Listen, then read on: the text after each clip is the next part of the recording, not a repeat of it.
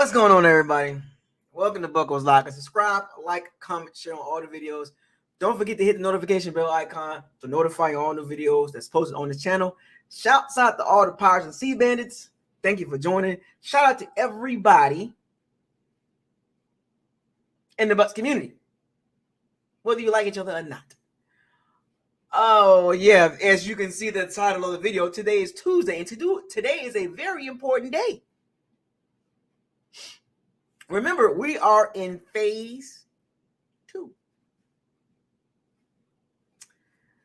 Got some interesting news. You care to talk?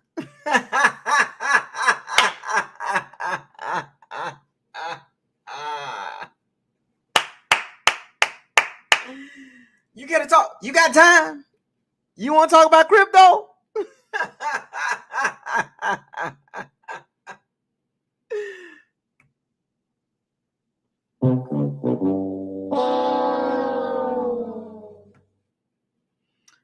I'm just saying.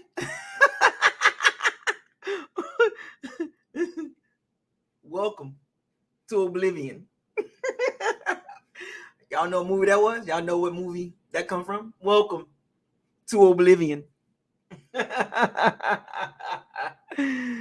Woo! Don't get mad at me. I don't play the game. I just talk about it.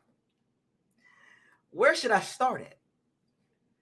I mean, it's not breaking news. It's not surprising news. But for those of you that's been paying attention today is the last day that you can franchise players. And I'm not going to start with that. I'm going to start with, let's give Donovan Smith a shout out. Let's show Donovan Smith some appreciation. This is not a bash Donovan Smith video. And we'll get to the other news as well. But I want to start out with Donovan Smith. Thank you, Donovan Smith, for your contributions to the Tampa Bay Buccaneers. Second-round draft pick in 2015. 8 years with the Bucs. He's done some good things. He's done some okay things. And he's done some terrible things on the field. Off the field, he's been a excellent, citizen in the community. But unfortunately, in the NFL, it stands for not for long. Or in my case, it's what have you done for me lately? We can harp on the past. There is a lot of evidence in the past. But we go off of what you did recently over here. Super Bowl champion. You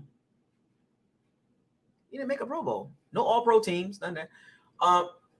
Donovan Smith's contributions have been up and down for the Bucs, but I would like to thank you for your contributions. Wish you the best of luck in your future endeavors in the NFL. I'm sure there will be a team that will pick up Donovan Smith, aka 76, aka Route 76, aka Highway 76, aka Interstate 76. But that's just the way the game goes. I told y'all yesterday. I didn't want to talk about it until it became official. So today it was announced that Donovan Smith will be released come the beginning of free agency, and that will free up some money for the Bucs. I believe about $9.9 million that will be freed up. Now, I don't know if is it post-June or is it pre-June 1st. That is a big difference, and I'm going to pull that up in a second. But you got to see which one is it. Sportatrack. If you go to Sportatrack, go over the cap, and you got Sportatrack. So we can look at both of them, right? We'll look at both of them.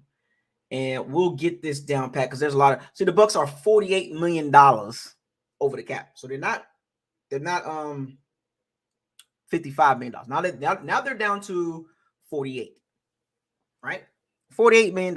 Still got a long way to go. Still got a long way to go. So let's just see what it look like, right?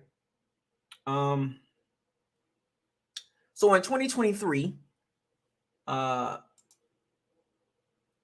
Smith cap hit. Actually, they don't even have him on here anymore. Wow. Okay, so they took him off already. Dang, Sport Track. Shout out to Sport Track. They're not playing. Sport Track took Donovan Swift right off the team salary cap. I find that funny. Interesting. Salary cap for 2023 does not include Donovan Smith already. It saves the Bucs $9.95 million. The market value has him at $19 million a year, and there was no way in hell the Bucs was going to pay him that much money, especially coming off the season that he's had, and also leading the league in penalties since 2015. Now, I've seen the feedback on this announcement. I find it funny. How ironic. The irony, right? The same people that was capping for Donovan Smith. I wish I would have kept the receipts from pre-Brady. I like to reference these things because some people tend to forget. I've been doing this before Brady. So I've been paying attention to the room when it comes to Donovan Smith. So all this noise being talked about Donovan Smith, but I talked about him for the last several years, even before Brady. And never seen this much joyfulness, like rejoice of a player being gone. So where was the energy before Brady got here? I'm just curious. I just want to know. I just want to know when it comes to Donovan Smith, where was the energy? Fellas, I'm talking about Donovan Smith right now. Stop asking me about Dean and Lamar Jackson. I'm not answering that question right now. We're talking about Donovan Smith. Stop it. You're not going to get an answer out of me. I'm not answering that right now. We're talking about Donovan Smith. It's that simple, fellas. You see the title of the video. But the Bucs are releasing Donovan Smith. And we'll get to the no franchise tag for Jamel Dean, but we'll get to that. But understand how this works. We're talking about Donovan Smith. So do not ask me about Lamar Jackson and do not ask me about Jamel Dean right now. Ask me about Donovan Smith. Super chat. I'll be sure to address it. Let's not get all over the place. We all over the place. Oh, what about this? No. We following it in itinerary. We following what's going on the transcript right here. Stay with me. Stay with me. Okay? We got to give him his flowers, and then we also got to give the reality of the situation. Don't be all over the place. I don't work like that. So, Donovan Smith, where was the energy before Tom Brady got here? Because if he led the league in penalties since 2015, that means 2015, 2016, 2017, 2018, 2019. Nobody said nothing. I just want to know. I just want to know out of curiosity, where was the energy before Tom Brady got here about Donovan Smith? Did you guys not watch the tape of this dude before Brady got here? He was already like this.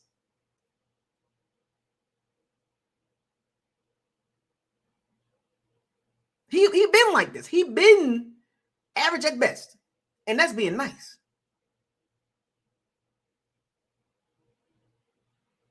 But see, I brought this up. And all you channels out there, you platforms and you reporters just dancing around the topic, act like it was never a problem. He been a problem. I'm not for the bashing, but he been a problem. He was average at best. And that's a reach. And the Bucs gave him a 2-year, $31 million contract extension. Who in the heck? What? High insight. And I'm going to give you my high insight. The Bucs should have moved on from him a couple years ago. His best season was 2020. And that had a large factor. It had a large factor that played into that situation. Tom Brady getting rid of the ball.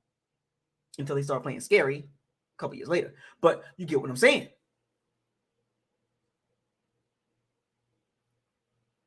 So don't get too hyped about the 2020 season that Donovan Smith had, because a lot of it had to do with Brady getting rid of the ball super quick.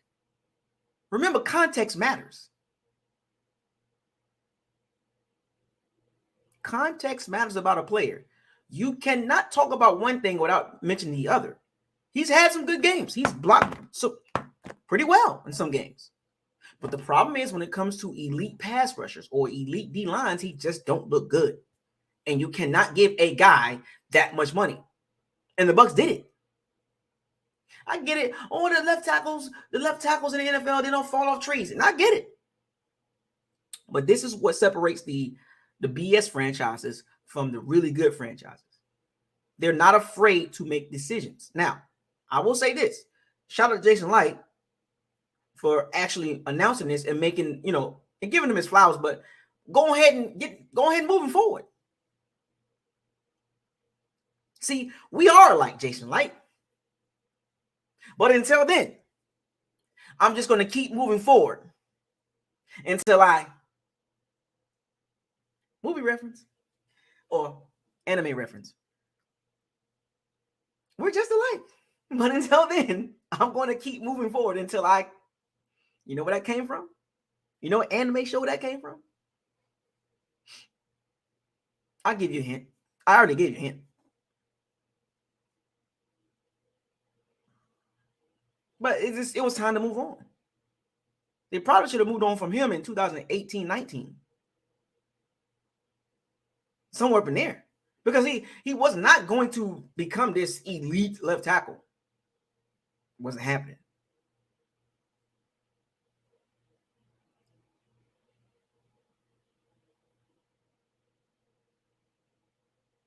Gave the man a lot of money too. See now you got to take a dead cap hit, right? And it's a cap hit. It's a cap hit. It's gonna sting. It's gonna sting. It's gonna hurt. In 2019, he signed a 3-year, $41 million contract extension.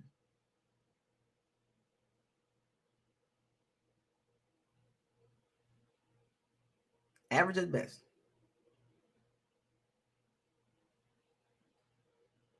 Now, when you look back on it, hindsight, it's like, there's left tackles since 2015, 2016, 2017, 2018, 2019, 2020, 2021, and even 2022 that are better than Donovan Smith. Am I lying? The Bucs were okay with average left tackle play. They were okay with that.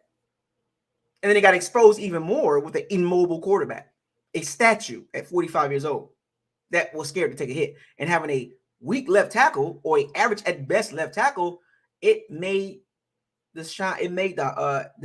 lights got even bigger on Donovan Smith. See, the lights wasn't big on Donovan Smith before Tom Brady. Nobody cared because it was Jameis Winston back there throwing the ball.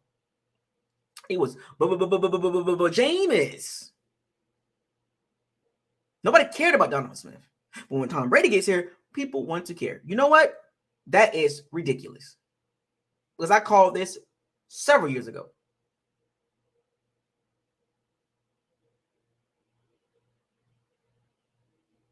You know what's so funny? When you go back and watch tape, Winston could have been sacked a whole lot more.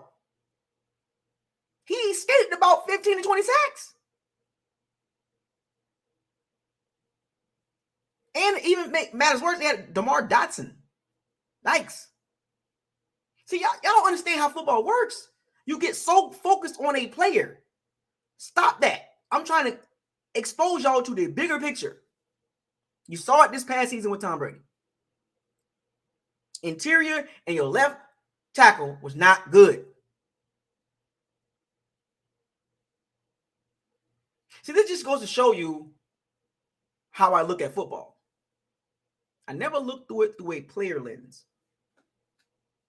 This is why when people was running around screaming about Jameis Winston, I was like, yeah, okay, I get that part, but what about this part? And then when Tom Brady gets here, I still said something about Donovan Smith. Oh, Bucs O-line top 5. Remember that.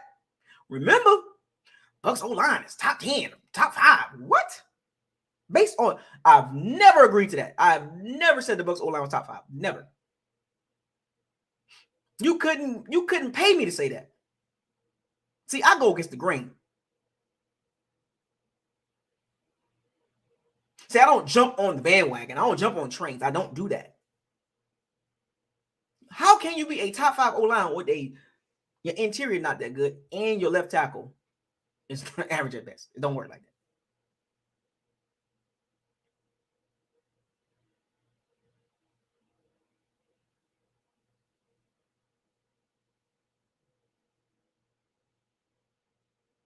If you want to become a winning team, your O-line must be strong.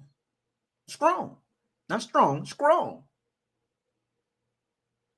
Now, mobile quarterbacks, younger quarterbacks can get away with some things because they able to move. He had one really good season, 2020, and the Bucs gave him a 2-year, $31 million extension. What?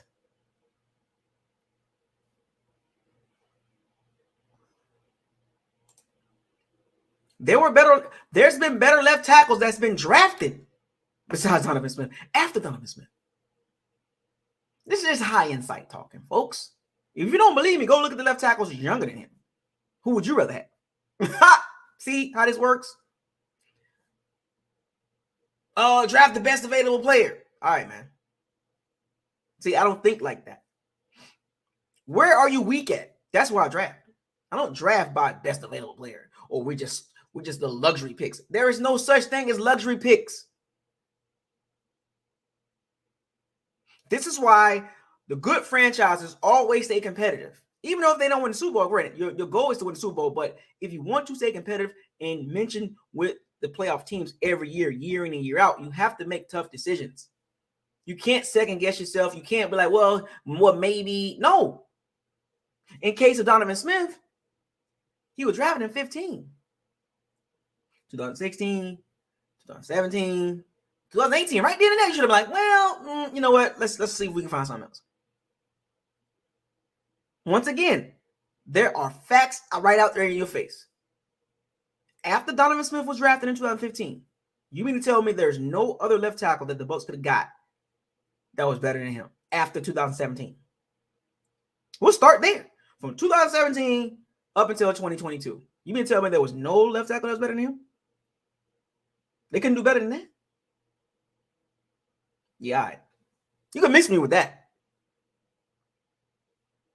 He was serviceable at best. His durability, they paid him for durability.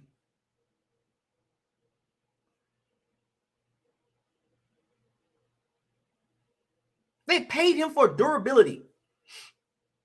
Now, you got to let him go. And you just gave him a contract extension. How does that look? Now, that does not look like a good look from a GM perspective. Because if you justify this from a fan perspective, looking at the GM, and you say, well, dang, Jason, why don't you just extend him? Why not extend him? I mean, there's no point of drafting the left tackle or possibly moving Tristan Wirfs to the left tackle, which is there have been talks about it, but we'll get to that. So we're not going to look at the GM? Or we're just going to exclude Jason in this situation? Like, well, it was just his time was up. No. But at least Jason corrected the move that he knew what he had to do now. He's starting to understand.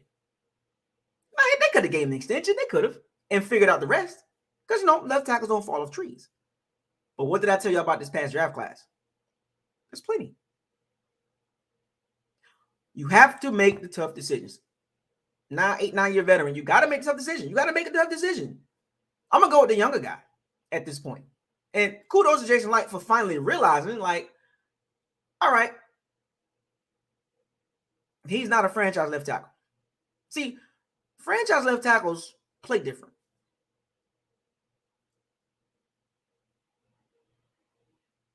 Don't get mad at me. This is the reality of it.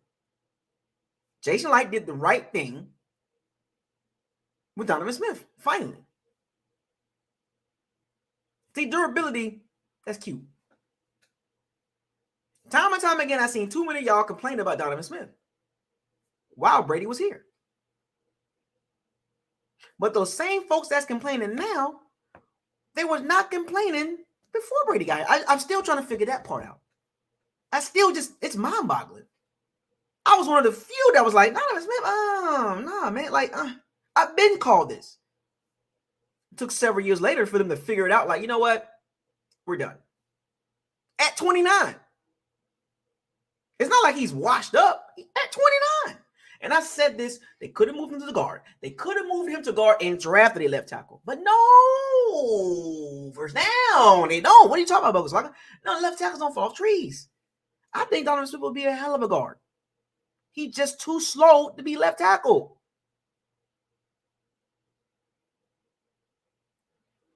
This is just high insight talk, but when you tie in what I'm saying, now you gotta let him walk. But see, this ties into the decisions you make with your roster. Because remember, if you're going to use this narrative of left tackles don't fall off trees, which is fine, which is true, then you should have been prepared. See, the luxury picks was crap. You always build your roster moving forward. I'll keep moving forward. Always keep moving forward. Jason Light, from here on out, always move forward. Stop trying to do this luxury picks and reaching. Stop that. Holding on way too long, not getting no value. O.J. Howard. Know when to cut bait. Thank you, Jason Light. Good riddance. I'm not trying to be nasty and mean, but think about time. About time.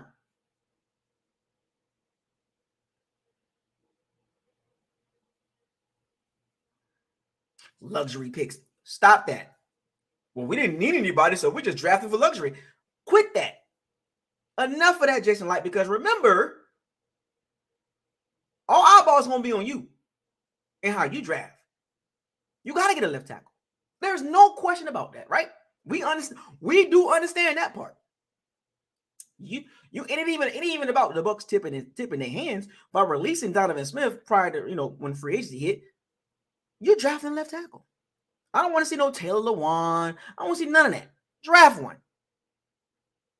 Make sure you scout well. I gave you about 4 or 5 of them. First or second round. You get one of them. And you go from there.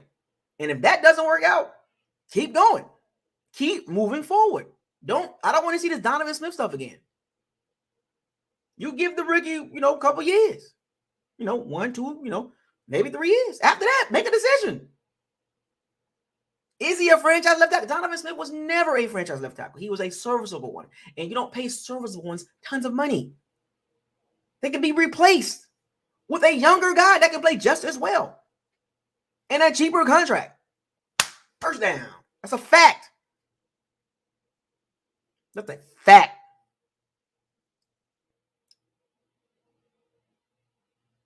Fact. Y'all know how I feel. Facts over feelings. You can always draft the guy. If your guy's not playing, well, draft somebody. Anyway, shout out to Young DZ 2007 $2 super chat. Don't forget about Caleb cannot block.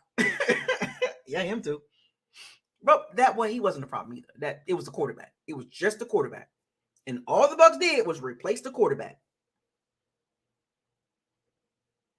Oh, no. It was just a quarterback. We were just a quarterback away. Stop it. That's another guy. Caleb cannot block. You remember him, number 77? Come on, folks. I can do this all day. So when it comes to Donovan Smith, it is what it is. It is what it is. Bye-bye. On to the next. He'll find another job. Don't be surprised if it becomes 0 dark 30 with Donovan Smith. Don't be surprised. That's it. You won't hear from him again. The Ronald Jones and the O.J. Howard situation. Don't be surprised you don't hear from Donovan Smith like that again. Don't be surprised he's playing guard. Guard.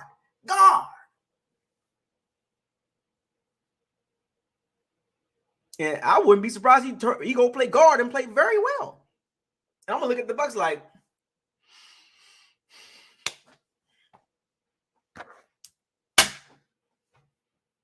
you could have had him at guard.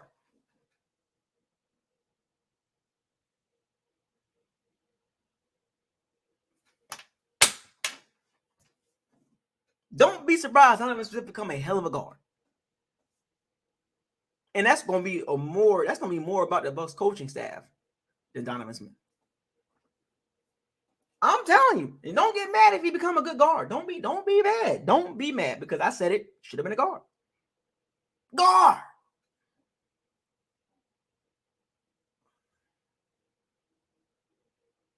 What up, Bucket with your girl? What up, Lil Destin One? You know, Young D's, I see you. You wish I see you. Sal, I see you. A-Rod, Fire the Cannons. I see Bucket with your girl. I see you. Damien, I see y'all. You know, Trevor, Damien, Big Buck, I see you. Buck Skull Gang, I see you, man. Jaden, I see you. Archie Boy, I see you. JR Dot, Store Stop Stew, Hosea Cooper. We got everybody here today. Exclusive Garvey, Who That for Life. You got your popcorn ready? You got time? You don't got that popcorn ready. I can picture the popcorn. He said, you got your popcorn ready, man? Cody, what's up, man? Eric, I see you. I always got that popcorn. Neil, what's up, man? I always got that popcorn ready, man. Roy, man, what's good with you, Roy? Perry, what's up, man? Game Day TV. I'm chilling, man. No H, by the way. No H. You got to add an 8 to that. No H. Sheldon, what's up, man? Long time no talk. Sheldon, man. You just in it. You come in when you feel like it. You just show up and be like, oh, I'm here. And then put your hand up and walk in the background, and that's it. Come on, man. Tighten up. Tighten up, Sheldon. Tighten up, man. You think you can sneak in the background and put your hand up like you here and then walk out the back door. No. I see you. I see you back there, Sheldon. I see you. Caught you. You thought you can get away? No, sir. I got you. Call you out. You think you can pop in the back door? I'm like, nah, come to the front. Come here to the front. Sheldon L to the front. You know, on the mic, on the 1MC. Attention. Sheldon L, please report to the office. Sheldon L. You know, the whole classroom like, ooh. You remember that back in the day when you was in school, when you get called to the office? Everybody in the classroom, ooh.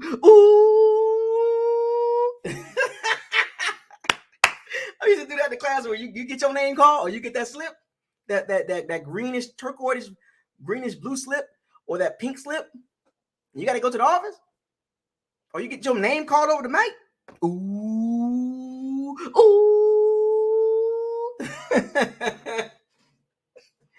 Sheldon, here you go. The principal's office, please. Perry, what's up, man? Alge335, what's up, man? But yeah, so back to the Donovan Smith situation. Yeah, this is his market value says $19 million. Okay, I got you. Trying to get the football. Okay, I got you. Scholarships. Okay, understood. I appreciate you joining. Appreciate you joining the congregation today. Okay, but don't let it happen again. Because I'm telling you, I'm gonna call you over the mic again. Ooh. You know what I'm saying? You can't be slipping in the background like that. Thought I wasn't gonna see you? Did you know I can see you? But anyway, I'm having a little fun here. So the average salary for a left tackle is $18 million, $18.8 million. And there was no way the Bucs was going to pay Donovan Smith that. So that should let y'all know they're going to draft a left tackle. They got to. Or move Tristan Wirfs to the left tackle, which is there's talks. As we've been talking about this for a long time over here. And you draft your right tackle, Broderick Jones, Darnell Wright, Paris Johnson Jr., Anton Harrison, stick them over to the right side and be like, we got 2 young tackles. Do what the Seattle Seahawks did. You know what I'm saying? Do what Carolina Panthers, Moten and Ibekwe, whatever his name is. There's multiple teams that got a right and left tackle that's fairly young.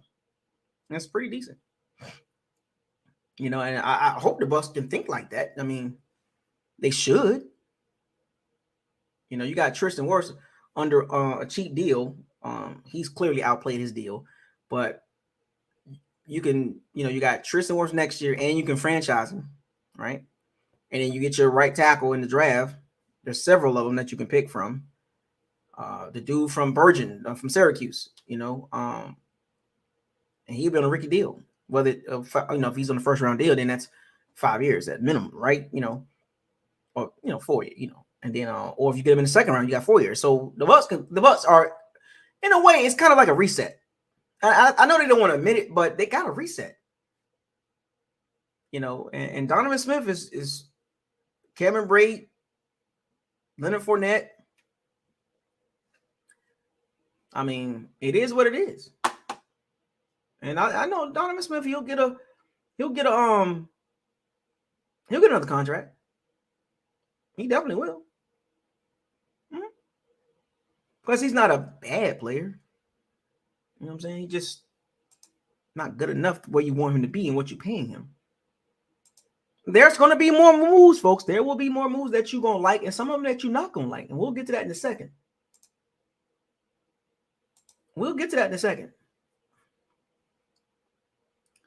But the Bucs still got a long way to go. You understand how this works?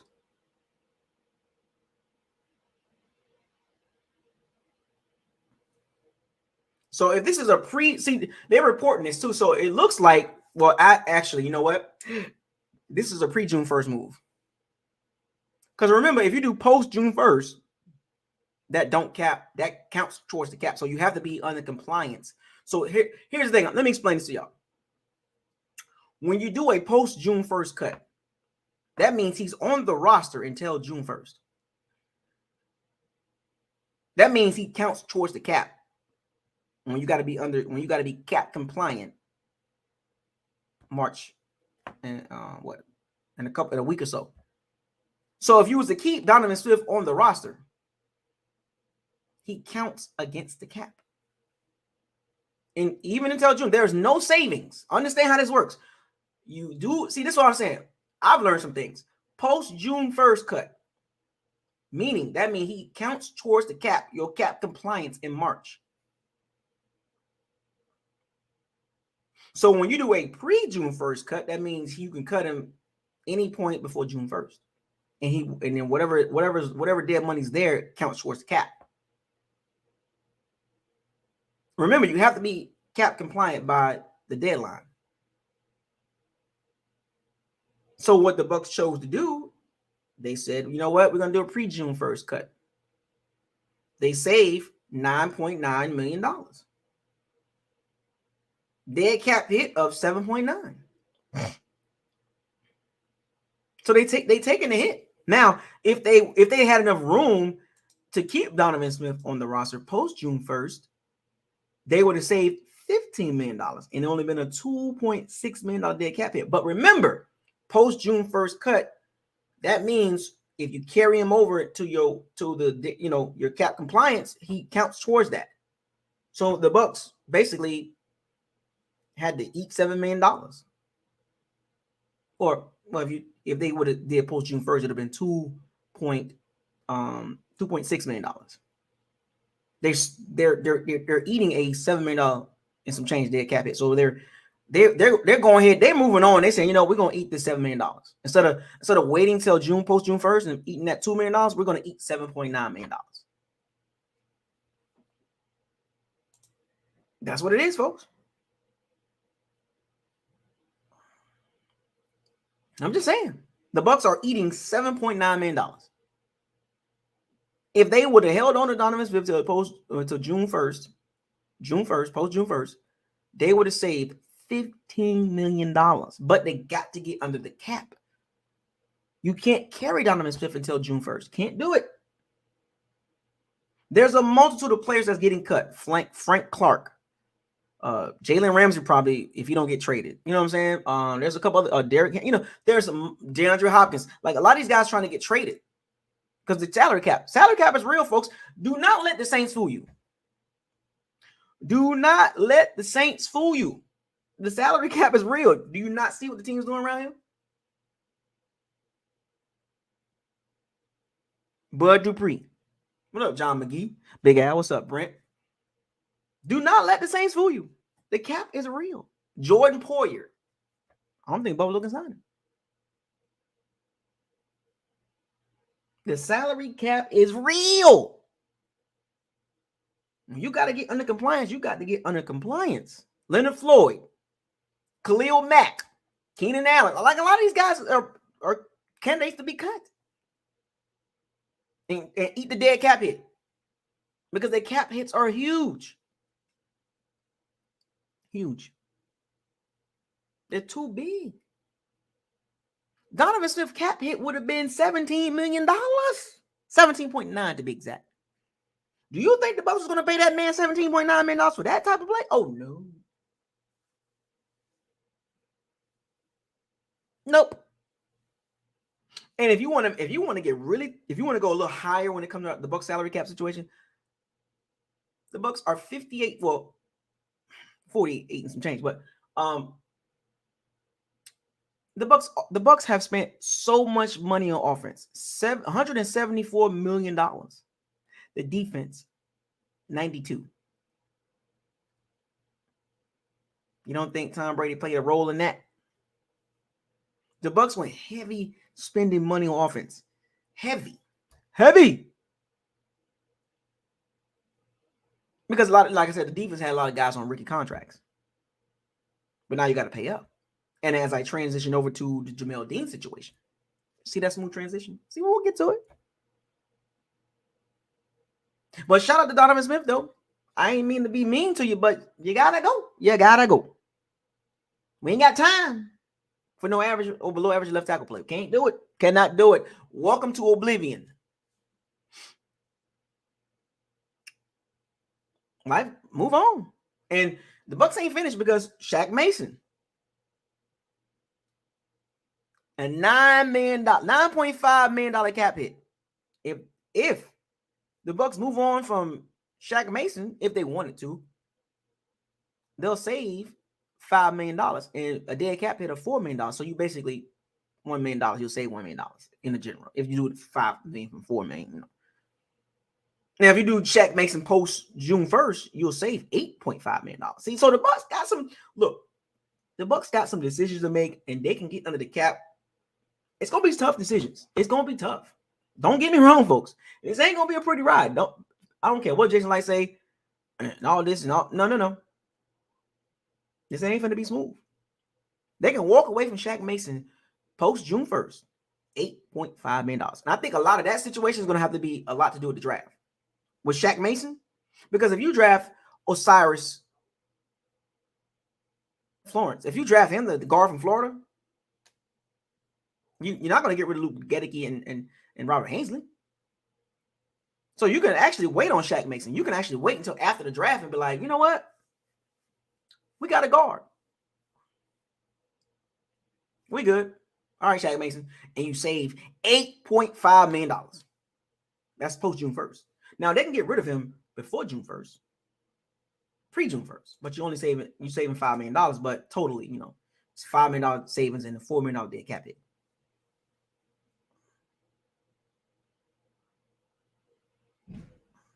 I'm just saying.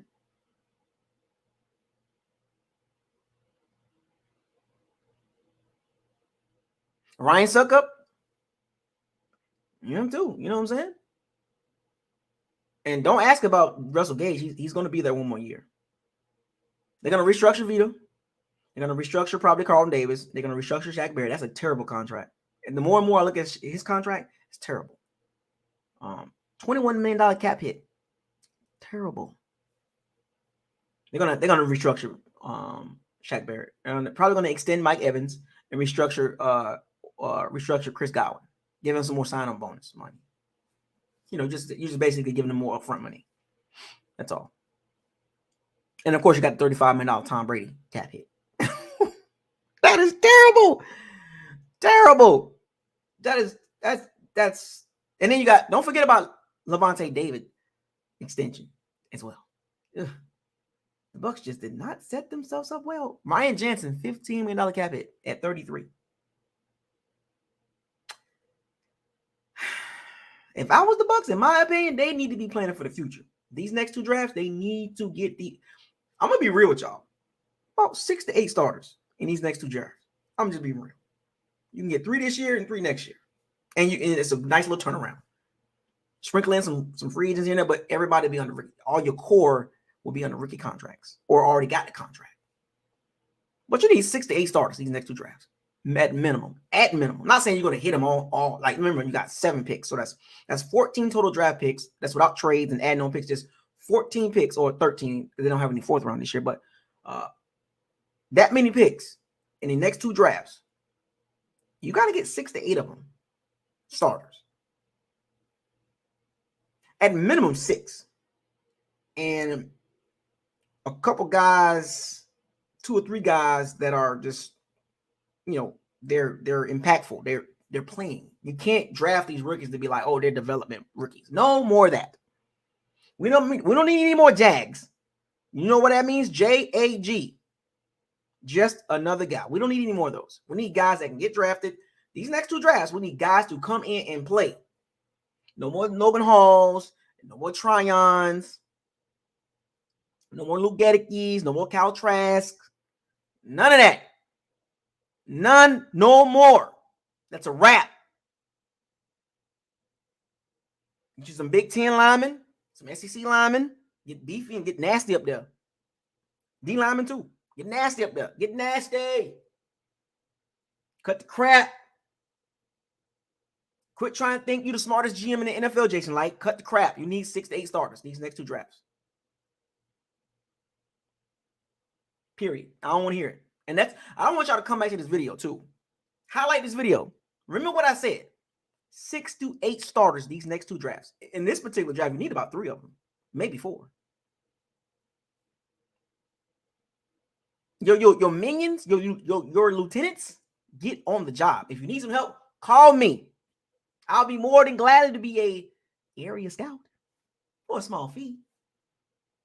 For a small fee. I would not mind being an area scout. The trust and believe, you know what I'm looking at. Trenches. Matter of fact, I'll be the assistant to the scout. I'll help the scout out. I'm just saying. I ain't even got to be area scout.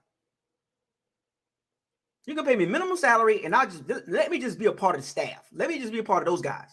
Let me go travel with those guys and go to their pro days, and let me just go around and just let me observe. Let me get close up view and see. And let me let you know what I see. But I guarantee you, let me get me a couple of them. I'm gonna get a couple of them right. I'll make my suggestions to the scout so he can talk to chain of command. I'll start at the bottom. I'm just saying, I wouldn't mind doing that. I think I'll do okay. If I can just get 1 starter, that's good for me. You know what I'm saying? And I'll move my way on up. You know what I'm saying? I'll move pretty fast, folks. I don't play no games. But yeah.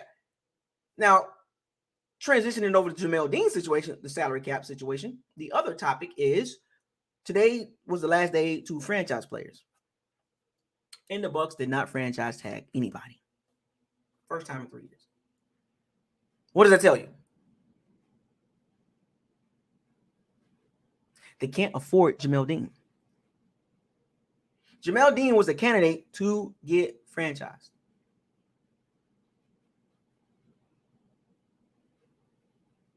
They did not franchise him.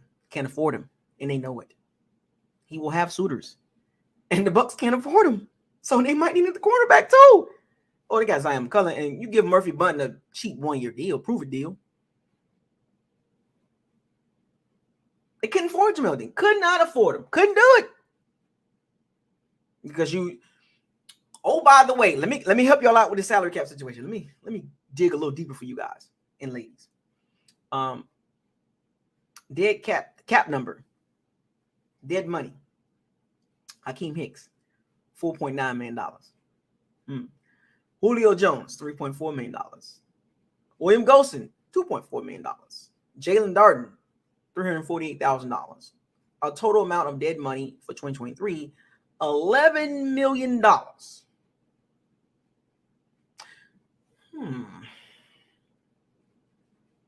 Let me repeat. Hakeem Hicks, Julio Jones, William Golson, and Jalen Darden accounts for $11 million of dead money.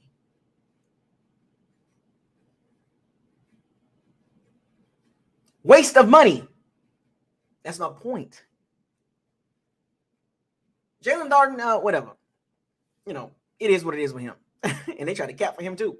But after a couple games, you knew he ain't the guy.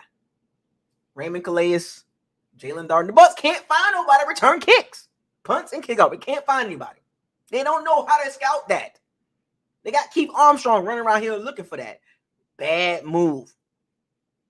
They don't know how to scout kick returners and punt returners. They don't know how to scout those dudes. Why? Keith Armstrong input is terrible. I'm going to repeat. Hakeem Hicks, Julio Jones, William Golson, Jalen Darden accounts for $11 million in dead money. Whose fault is that?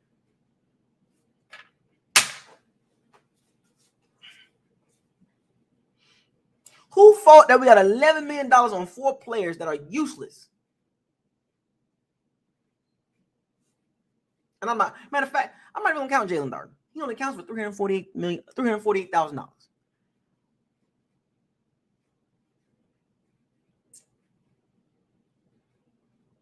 $10 million basically on 3 players that are useless: Golson, Jones, and Hicks.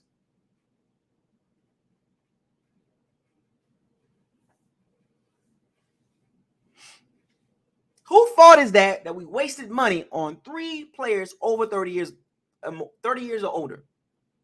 Unproductive. Shout out to William Golson, but he's not productive. Julio Jones stayed hurt. That was a waste of $3.4 million.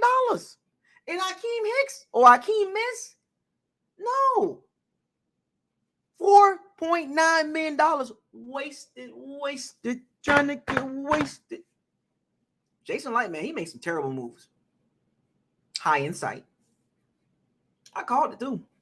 I told y'all in preseason, in the camp, I told y'all about these signings, and don't forget about Kyle Rudolph. Terrible signings. Terrible. None of those guys made heavy impact. Logan Ryan, Keanu Neal, none of them made the impact that y'all thought they was going to make. That was terrible. High insight. Terrible. Now we can't even re-sign Jamel Dean because of terrible veteran signings by Jason Light. You could have got more production out of the young guys. You could have kept Tyler Johnson over Julio Fulio.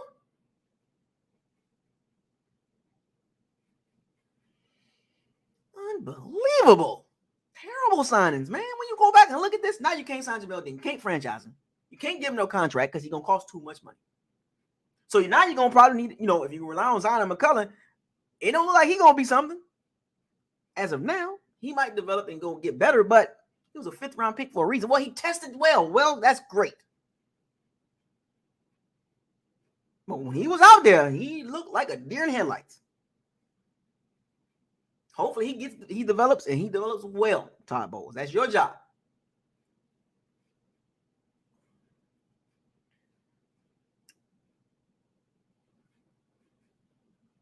We could have just played Logan Hall for the most of the year instead of Hakeem Hicks. And then you got serviceable pass rushers and Carl Nassib and Anthony Nelson. They ain't no world beaters. The Bucs got holes, man. The more and more you look at this, welcome to oblivion. Well, we are no threat in the playoffs. Y'all, let's be real. Even if we get there, who are we beating? With Cal Trask. I'm not saying that it can't happen, but let's be real with this, man. Welcome to oblivion. I'm getting y'all prepared for this, man. It's not looking good as of right now. In phase 2, it's not looking good. Now, phase 3, if we can hit it at the park with the draft and sign some serviceable free agents and get through training camp healthy, you're looking at 7 to 10 wins at best and first round exit. That's what Kyle Trask at quarterback. And I don't even think he can get us to 10 wins. Him at quarterback. Because he's unproven commodity. And so with the defense going to have to carry the team. And no Jamel Dean. Murphy Bunting, Mike Edwards. We don't know what. Somebody might throw them some bread. So what does that spell, folks? Jamel Dean did not get tagged. The Bucs salary cap situation is for real. And I think they're not done.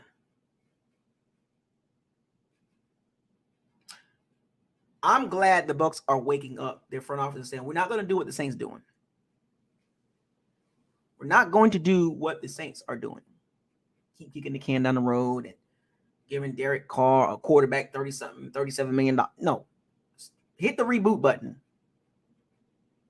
Shed these awful contracts. Eat the dead money. And get ready for 2024. And I'm not saying that the Bucs should just give up the season. I'm just saying, prepare yourself for 2024. Because 2023 is going to be bumpy. Let's be real. We could be optimistic all day. But guess what? I also got to give you the other side of optimism. Being optimistic or optimism, no, reality. It's going to be bumpy. You might not want to hear this, but it's going to be bumpy. Donovan Smith, out of there. Jamel Dean, not tagged. What does that say? You got to find replacements. Got to find replacements. So the Bucs scouting team, Jason Light and his minions, they got their work cut out for them, and y'all know it. I know it. You know, I know. They got their work cut out for them to find starters. Jason Light, I told you, Jason Light knows what he got to do. He knows he got to find starters. He knows this. In the trenches, Big Ten, SEC. That's all I'm gonna say.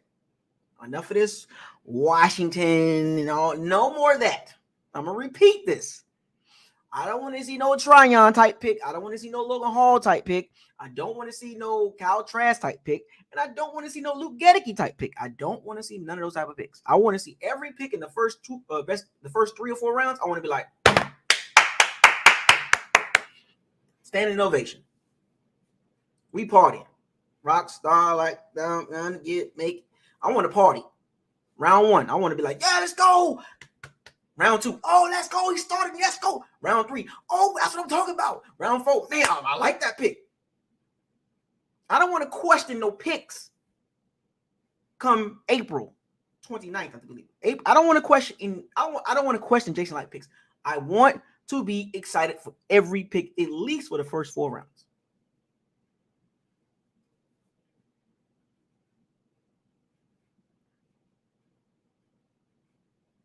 So I know. I'm just hopefully we trade back and find a way to get a 4th round pick. How about that? I know I forgot we don't have a 4th round pick, but you get what I'm saying. You get what I'm saying. The first 4 picks, 1, 2, 3, and 5, and maybe you package the 5 and the 7 or 5 and the 6 or something like that, and you slide back into the 4th round because there's talent there too. I don't want to see no Luke Gedekes, no Raymond Calais, no Jalen Dartons, the Grant Stewarts. James Rue, what's up? Will call. Exactly. His draft profile said he could be a better guard. I told you. I'm just saying. Draft profile. The draft profile said it too. You're right. Robert, what's up, man? James Rue, what's up, buddy? You've been here every day the last 5 days. I've been on the road, huh? I've never put out this many videos in a week. Now that I think about it, I've never put out this many videos in a week, even in regular season. I am on the road. I told y'all. I'm with y'all. This offseason, I am with y'all. And, matter of fact, while I got y'all here, now I got a lot of people here today. So if you want to host a locker room session yourself, and you control the locker room, like what I'm doing right now, if you want to sit behind the camera where you at, and you want to do a locker room show, you can run it. Just let me know. Let me know what day you're going to do it and the time. And I'll set you on up and you run the locker room, because remember, I said this before, I'm not going to be able to do videos all the time this offseason. But if you want to keep the content going on this on this platform, hey, there's 7 days in a week. Pick a day. Pick a day. I know some of you, guys and ladies, you guys talk football, and you can, and I'll be somebody in the chat room. Hey, send me the link. I'm taking a step back. I want you guys to run the locker room. Now the rules still apply. It's still my locker room, but I'm just saying. But to give you, some of you a chance, especially a lot of you been around for a long time. If you want to have the locker room for a day or for an evening, let me know. Fire the Cannons 813@gmail.com. And I will set you up just like this. I mean, you can control people that's coming in the locker room however you want to do it. Whether you just want to just talk and have nobody in the locker room, just you, or you want to talk and bring people in the locker room, I'll show you how to do all that stuff. But it'll be nice to see some of you guys do what I do. It's different. It's different when you go over here and you're looking at the chat. Trust me, it's different. Some of you might be intimidated, but that's okay. I'll walk you through it. I'll help you out. So, like I said, let me know. If they see your super chat, just write it, mark it down. Whatever the super chat is, that's yours. And if they super chat you, that's yours. Whatever you earn that day, that's yours. That's not mine. Not mine. Like T.I. said, not mine. So if you come on here and you get super chats, tally them up. I'll send you the money.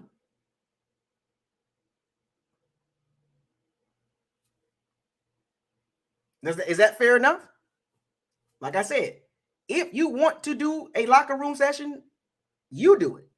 Let me know, and I'll bring you on. I'll give you the information, the login information, and you do what you do. As long as you got your audio and video set up, whatever, you can do what you do where you at. I know some of you guys and ladies, y'all want to talk football. I mean, it's a nice little platform. I did answer your question, A-Rod. They send you a super chat. That's not my money. That's yours. If you come on here and you put on a good show and you get super chats and you get love, that's your money. I will literally cash out you your money. So if you make $100, that's not mine. Not mine. That's your money. If you make $1,000, that's not my money. If you make $1,000, I'm just saying. I mean, if you make $1,000 on a locker room session, I mean, just break me off a little bit. That's all. It's not mine. But you get what I'm saying, right? You get what I'm saying. I'm just saying, like, if you make $1,000, I mean, come on, man. Like, I mean, that was the matter of fact. If you make $1,000, I'm pretty sure I'll be on there. Like, what is going on here? You know what I'm saying? Like, I'm just saying, you make $1,000. I'm like, what's up? You trying to do this for real? They must like you. They got tired of me. That's what I'm gonna say. I would take it like that. You make $1,000. You go in the locker room. You make $1,000. They tired of me. You need to be on here. Let me just be in the background managing. You know what I'm saying? They tired of my face. They tired of seeing my anime shirts and hearing my voice and me being so negative and all that. Just saying. But I'm just saying, just break me off a little bit. Just get me a Bucs hat or something. You know what I'm saying? Give me a gift card at NFLshop.com. You make $1,000. But you feel what I'm saying. But yeah. So I'm gonna say this one more time. And also I'm gonna say this too. The Devil Rays or the Rays, they have a giveaway. May 26th, reversible bucket hat. If anybody going to the Rays game, it's against the Dodgers. They're giving away a bucket hat. I would like to get that hat. And it would be nice if I can find somebody to get out there and get that hat for me. I'll pay for the ticket. I'll pay for your food. And give you some gas money too. I just want that reversible hat. May 26th against the Dodgers. Can I get that, please? Can somebody say I'm going and we'll set that up. We'll figure that out. I'm just saying. But also two things I wanted to bring up. So like I said, fire the cannons 813@gmail.com if you want to host a show this off season. That means March all the way until training camp. Because when training camp comes, then I'm back full time. But in these coming weeks, I'm gonna be missing. So I would like to keep things rolling and moving. So there's about several of you that can do it. Don't be scared. I just might show up sometimes. You know what I'm saying? Like, but yeah. But I might come here and troll a little bit. See, press some buttons, make you mad a little bit. Adrian, Black Eyed Peas. What's up, man? 10%, yeah, 10% tax. You make $1,000. I mean, come on, man. You gotta bring up at least 100. You know what I'm saying? But all right, man. Sheldon. Okay. But so yeah, the Bucs situation is only going to get more interesting. I don't know, man. It's gonna be a fun situation, a fun ride. I hope y'all strapped in. I really do, because it's some of these things, some of these transactions you guys are not gonna like. And like I said, it's gonna be some tough decisions.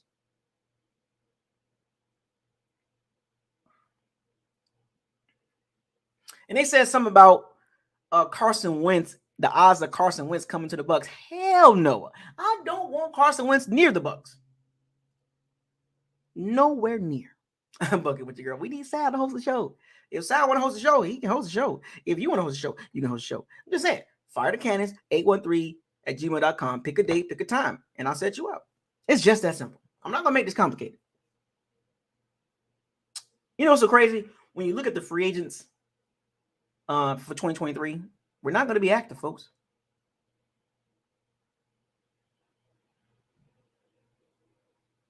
Oh, I talked about that. We talked about the Carson Wentz situation. Who would you rather have, Carson Wentz or Jameis Winston? Come on, man. I did the Jameis Winston and all the other quarterbacks for hypothetical multiverse Bucs what if type of conversation. You know what I'm saying? But there's going to be some free agents out there, but unfortunately, we're not going to be active because we got so much issues in-house to deal with. We can't get out here and get a Mike Gesicki or Dalton Schultz or Zach Cunningham or Jesse Bates or Javon Hargraves, Inakwe. Did I say that right? We can't go get a Marcus Peterson or Robert Quinn or Deion Jones or Frank Clark to help with the pass rush.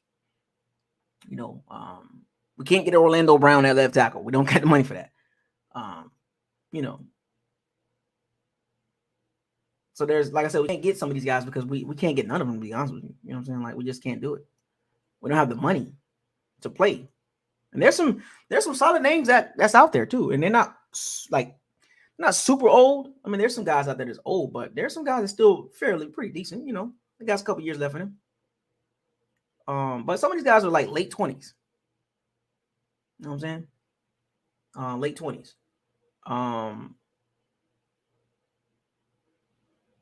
just saying. I mean, there's a couple guys out there. But like I said, it's gonna be interesting to see what the Bucs do in the free agency, man. Quarterback signing a veteran guy to compete with Kyle Trask. They're gonna do it, whether you like it or not. Whether you guys want to accept it or not, Kyle Trask would not walk into this job with no competition. You can love him all you want to. But I'm telling you right now, if a quarterback comes in here and he beats a Kyle Trask out,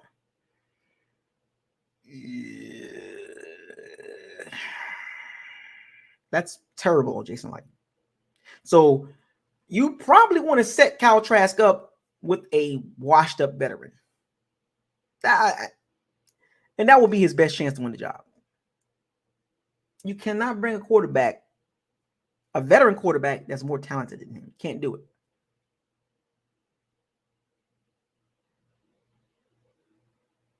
Can't do it, folks. That will be devastating to Kyle Trask.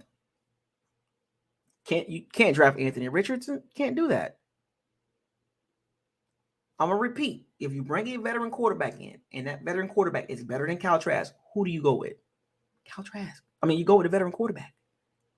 Now, if it's close, you go with Kyle Trask. Like, if it's like, neck and neck, you go to the young guy. But if you bring a guy in and he's clearly better than Kyle Trask, Jason Light, that will be like one of his worst picks That'll be right up there with the Roberto Aguayo.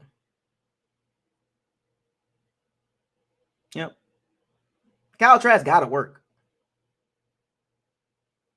Because if it don't work, it falls up there with the Roberto Aguayo. Oh, we're comfortable with Kyle Trask. If Kyle Trask was the only quarterback on the roster, we'll be comfortable and we're excited. Okay. Until them pads get on and you start seeing that scoreboard and you getting blowed out, then what? Then what? Fans gonna be like, we want Bridgewater, we want Baker, we want Wentz, you know, we want Heineke, we want Gardner Minshew, we want Matt Ryan, we want Blaine Gabbert. Don't do it, Jason Light. If you want Kyle Trask out there, do not bring a quarterback that's more talented than him, man. Don't do it. Don't do it because he's gonna get beat out easily. He's going to get beat out. I'm telling y'all right now. Can't do it.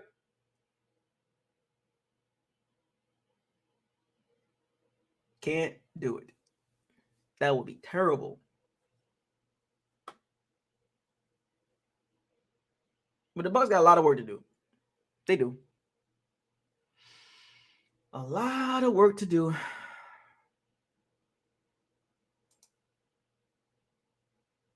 Yep. Got a lot of work to do.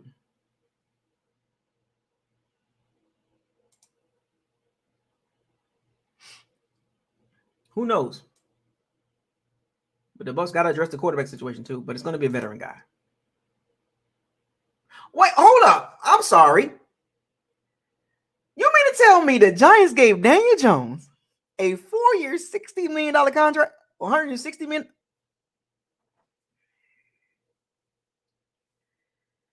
What is the Giants thinking, man?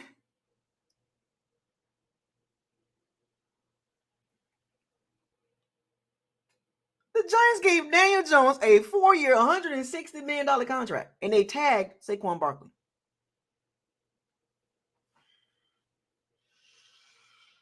Oh my gosh, bro. This is worse than Derek Carr. What is the Giants thinking? No, there was no team that was going to pay him that money. There was no team that was going to pay him that money. Who is Daniel Jones' agent? Who is Daniel Jones' agent? Shout out to Daniel Jones' agent. Because that dude got Daniel Jones not even, oh my, that's bad. That's bad. I'm going to be real with y'all. That's bad. He's not even better than Derek Carr. And Derek Carr got $37.5 million.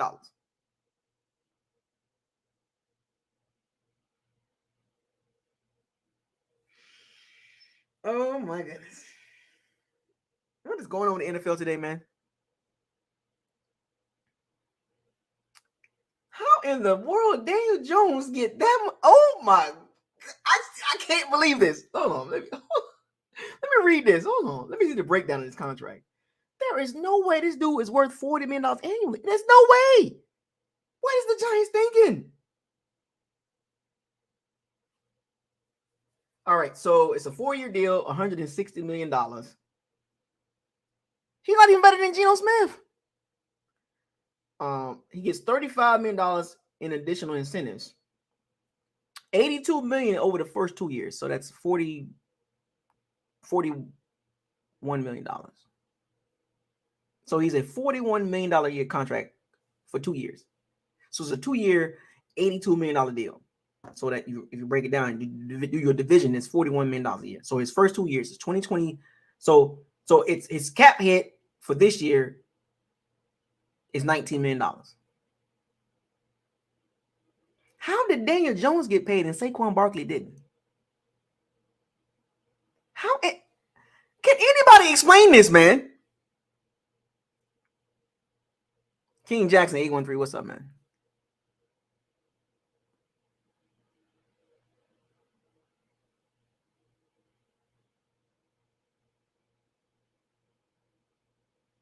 Can anybody explain this? How you pay Daniel Jones, but you don't pay Saquon Barkley? The reason why Daniel Jones looked halfway decent was because of Saquon Barkley. Is this one of those Derrick Henry, Ryan Tannehill situations? You paid the wrong guy? Oh my! What is it? So the Giants must be banking on he's going to get better. Did you see Daniel Jones' stats this past season? It was terrible.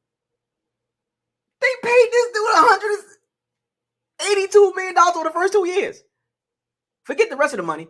$82 million for below average pay. Play. What are we doing? You pay Daniel Jones and you don't pay Saquon Barkley? Oh, we're gonna franchise you, Saquon. What? You know you ain't finna sign Saquon Barkley. Let that man go. Saquon Barkley had did you see the Giants running game? Frank G, what's up? I cannot believe they paid Daniel Jones all that money. What are they thinking? He's not even a top 20 quarterback. Oh my God, this is terrible.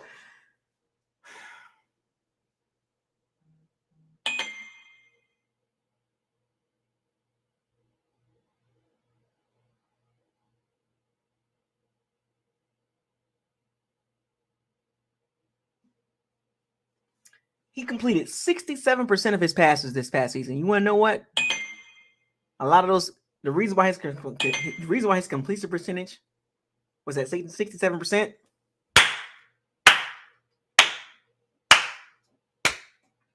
Jared Goff, Kirk Cousins, Jimmy G,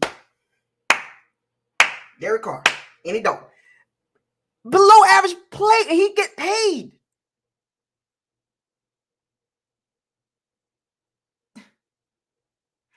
15 touchdowns, 5 interceptions in 16 games. 3,200. Oh my gosh, what is the Giants thinking? I can't get over this. I can't get over this.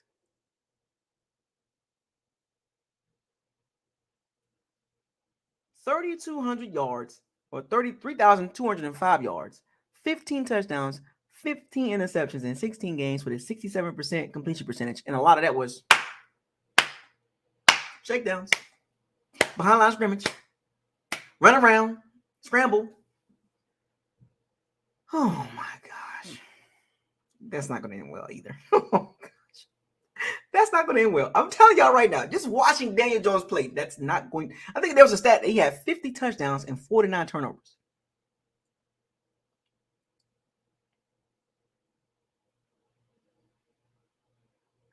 50 touchdowns, 49. I want to know what the Giants fans think about that. That is a contract that is ridiculous. And I know there's a ton of NFL players, current and past NFL players, previous NFL players looking at Dan Jones' contract like, are you freaking serious? That's not going to end well for the Giants. That's not going to end well. Everybody knows he ain't that good. The Giants pay for below average pay. Oh my gosh. And Saquon only going to make $10 million this season. Saquon got that man paid, man. That's messed up. Lamar Jackson got the franchise tag non-exclusive. So that means if you want Lamar Jackson, you got to give up 2 first-round picks. And you got to pay Lamar Jackson what he's asking for. Wow.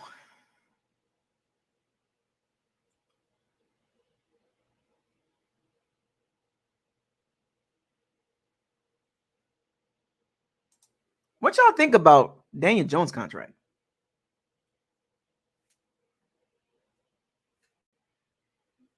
Unbelievable. I can't understand this.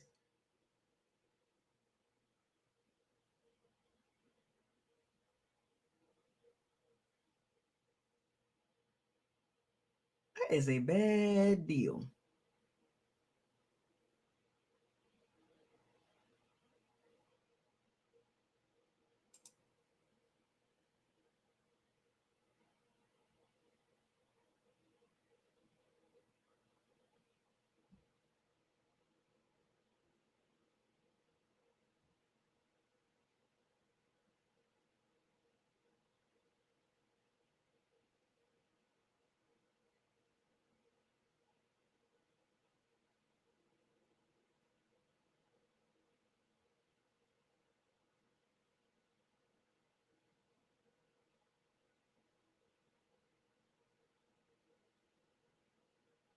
I don't like it. Eric Kendrick's been released too. Lamar, if Daniel Jones is $40 million a year, Lamar Jackson is like 53. There's no way. There is no way.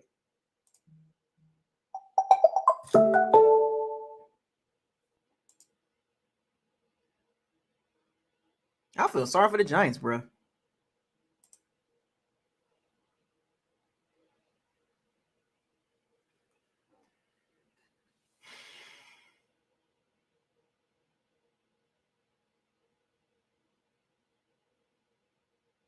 If Daniel Jones is getting $40 million a year, Lamar Jackson gonna get 50, 51, 52, $53 million.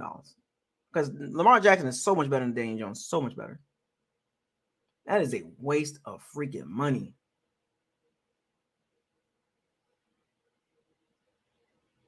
Oh my goodness. Oh, Jesus. Oh.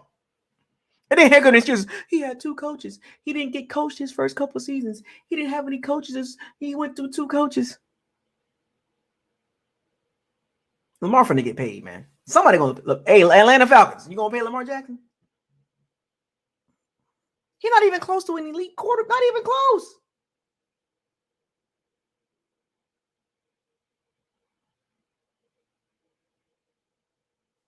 Boy, mediocre is getting paid.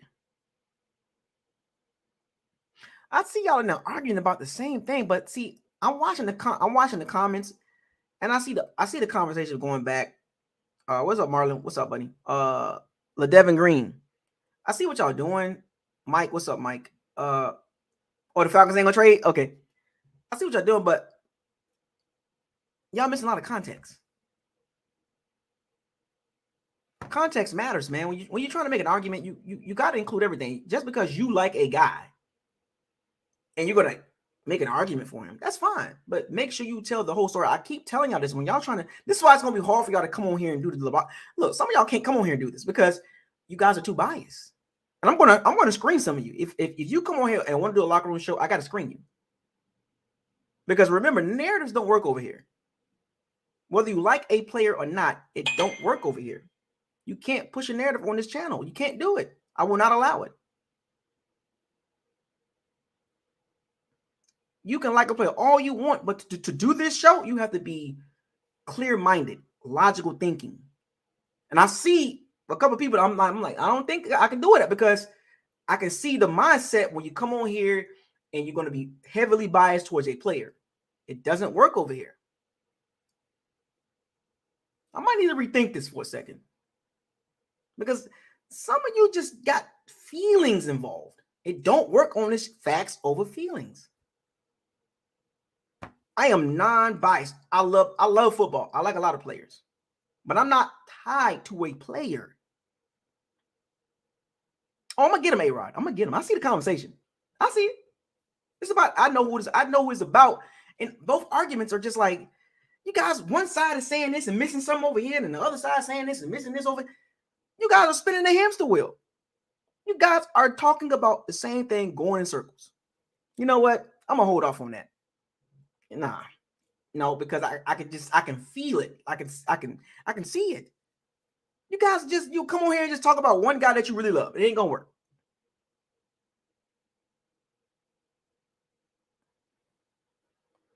I gotta hold back on that for a second. Letting other people come on here because they're gonna come over here and talk about their guy instead of talking about the entire picture.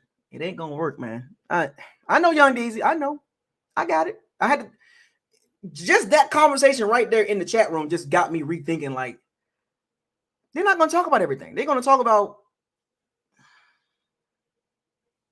narrative. No, man. This is not a channel for you to come on here and state your case about a guy. Not gonna work. This is not a channel to come on here and state a case about a guy you want to see. No thanks. Anyway, I'm gonna hold off on that. On the Buckles Locker hosting thing situation. I'm because I already know what's gonna happen.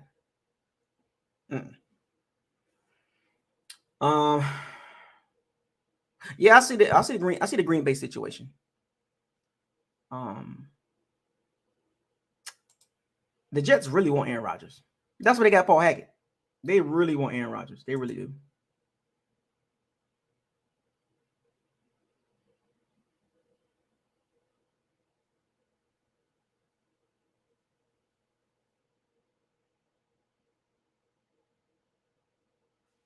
Yeah, when they hired Paul Hackett, Nathaniel Hackett, that's what they wanted. They wanted Rodgers, and they told Derek Carr to wait. They wanted Aaron Rodgers. They wanted a washed up Aaron Rodgers over Derek Carr. Saints fans, let me help y'all out. The Jets could have signed Derek Carr, and Derek Carr was interested. They could have signed Derek Carr, but guess what? They told Derek Carr, wait, be patient. Let's see if we can get Aaron Rodgers first, and then you go do what you do. Derek Carr said, screw you. I'm not waiting. I'm signing with the Saints. So the Saints, you was not the first Derek Carr choice. You was not the first choice. He wanted to sign with New York, bigger market. But the Jets told him, wait a minute. The Jets would rather have a washed up Aaron Rodgers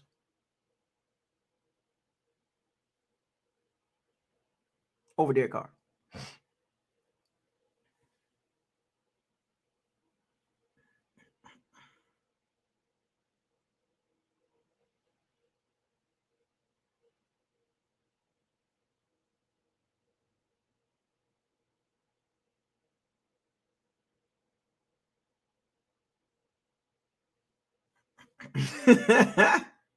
Daniel Jones is 1-5 against the Dallas Cowboys as a starter.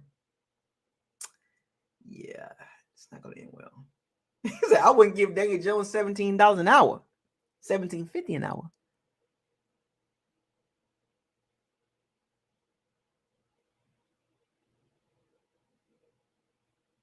Joe Burrow finna get paid.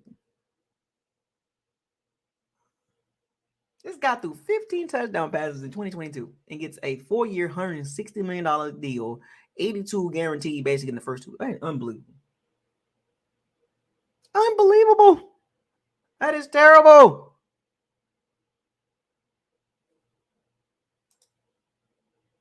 Mac Jones gonna ask for 47. And then people complain about Geno Smith contract. Have you seen Daniel Jones contract?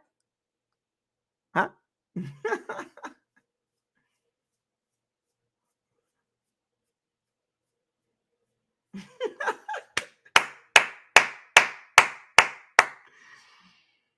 Oh my gosh.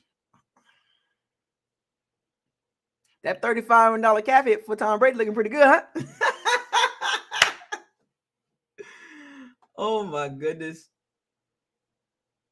That $35 million Tom Brady cap hit don't look so bad after all, right? And don't get mad if Lamar Jackson get paid.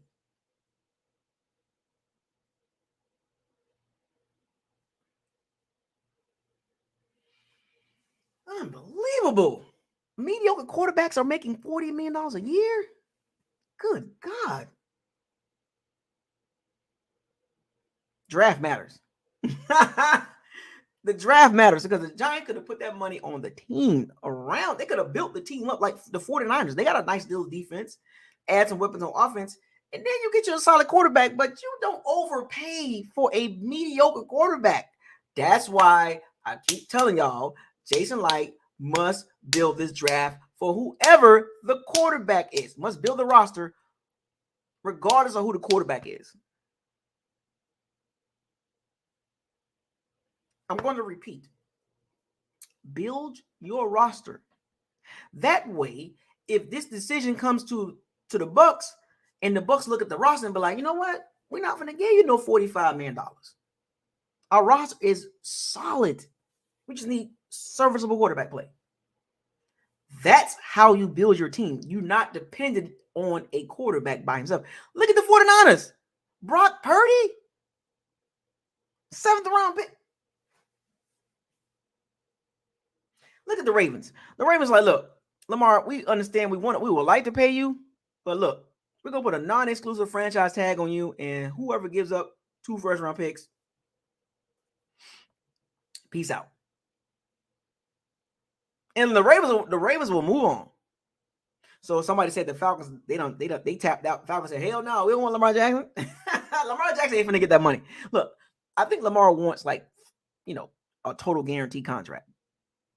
And I understand Deshaun Watson got it, but I think it's more about the money he's asking for specifically. And being that the Ravens was like, all right, we're gonna let somebody else do it. And whoever else offers Lamar Jackson the contract, because he's on a non-exclusive tag, I'm very curious to see what team is willing to give up 2 first-round picks and pay Lamar Jackson what he wants.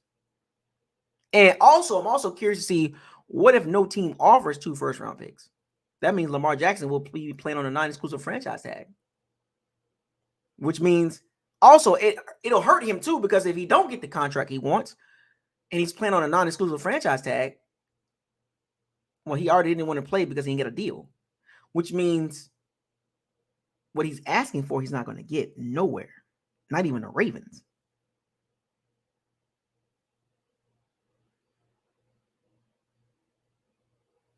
Think about that. So Lamar Jackson taking a risk.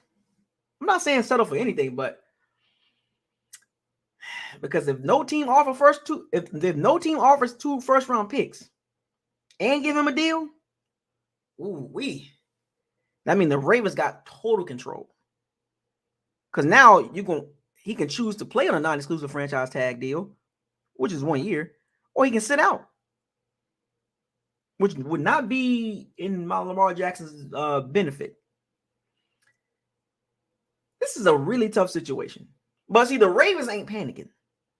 The Ravens like, you want a deal? Sure. We'll give you one, but this is what we'll give you, which is a lot more than Daniel Jones, obviously, right?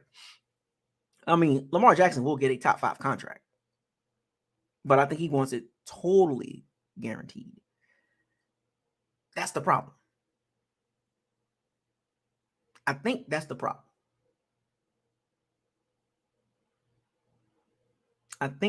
I think he wants, whether it's $290 million, $305, $325 million, he wants that totally guaranteed. And Lamar Jackson is setting himself up to strike and win big, or he gonna lose some money. Because if a team say, now remember now, to give the Ravens 2 first-round picks, that means you're willing to pay Lamar Jackson total guaranteed money. But the question is, what team is going to do that? Now, the Falcons, they're saying that they're not interested. That's a lie. There is no way, with the amount of cap space that the Atlanta Falcons got, the Falcons, they're not even interested? You're going to roll with Desmond Ridder? Now, once again, it goes down to the money. Guaranteed money. Deshaun Watson kind of screwed everything up. Yep. I believe if Deshaun Watson, if his contract was not totally guaranteed, Lamar Jackson would have been signed with the Ravens. But when he saw Deshaun Watson get the contract and 200 guaranteed. Oh, I get guaranteed, and I got an MVP. I got some playoff experience, and I got an MVP. And my record is 46-15 as a starter. Better than Deshaun Watson. Oh, you gonna pay me? He playing a dangerous game. I hope he gets his money, but if no team says no, thank you. Think about that. If no team says we're not going to give up 2 first-round picks and pay you money, so that means you got to give up 2 first-round picks, which means you can't build your roster. Well, you can, but you out of 2 first-round picks 2 years in a row. And you got to make up for that. There's only a handful of teams that can do it.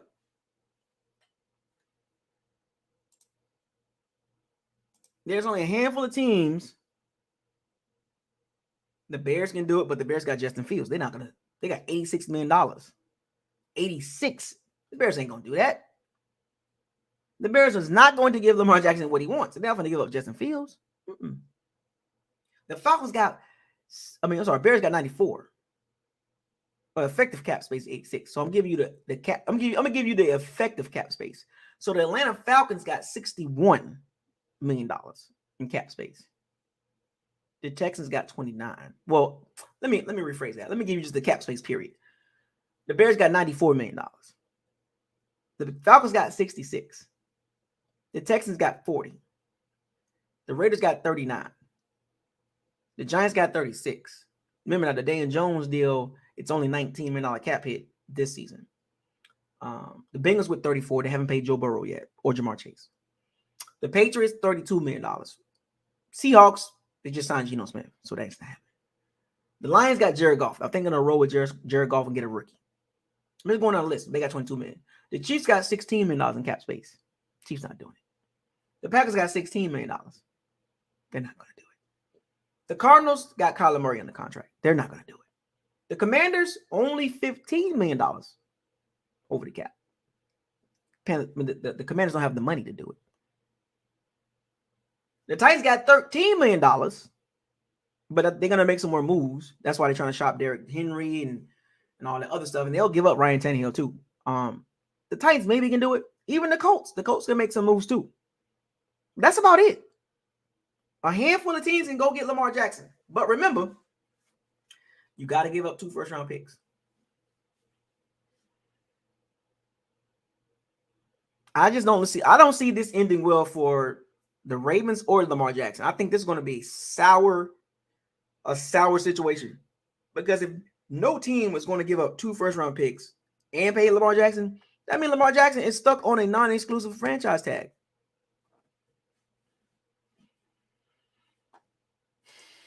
Let me type this in.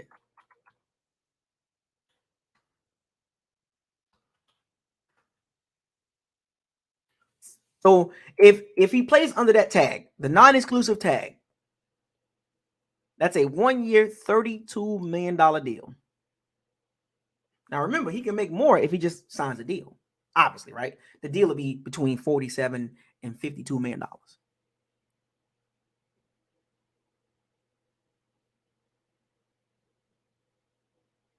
If a team does not offer 2 first-round picks and give Lamar Jackson the contract that he wants, he will be with the Ravens for 1 year, $32 million.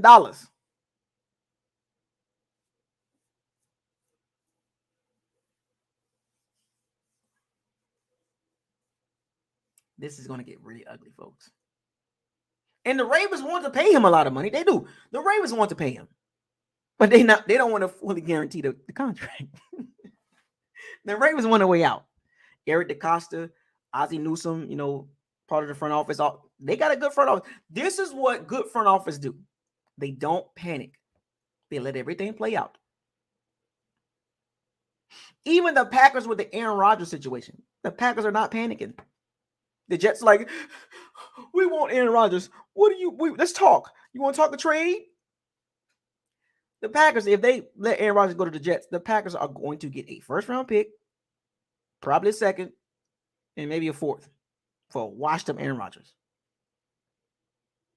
Aaron Rodgers got, at best, a year or 2 left in him. And this might look like the Brent Favre. Remember Brent Favre when he went to the Jets? Aaron Rodgers, same situation.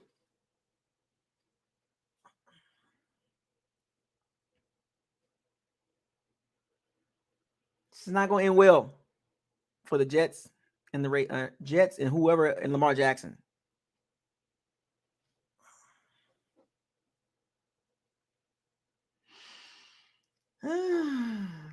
Quarterbacks, I know it's a quarterback-driven league, but it's not just a quarterback-driven league. It's an elite quarterback-driven league. Does that make sense? You ain't going toward no mediocre quarterback. Let me tell you that right now. You got to go somewhere with a top-level quarterback. And to be honest with you, he got to have some aggressiveness in him too. Soft quarterbacks, good luck. Like the Joe Burrow, the Josh Allen, Patrick Mahomes, the Jalen Hurts, he's in a great system.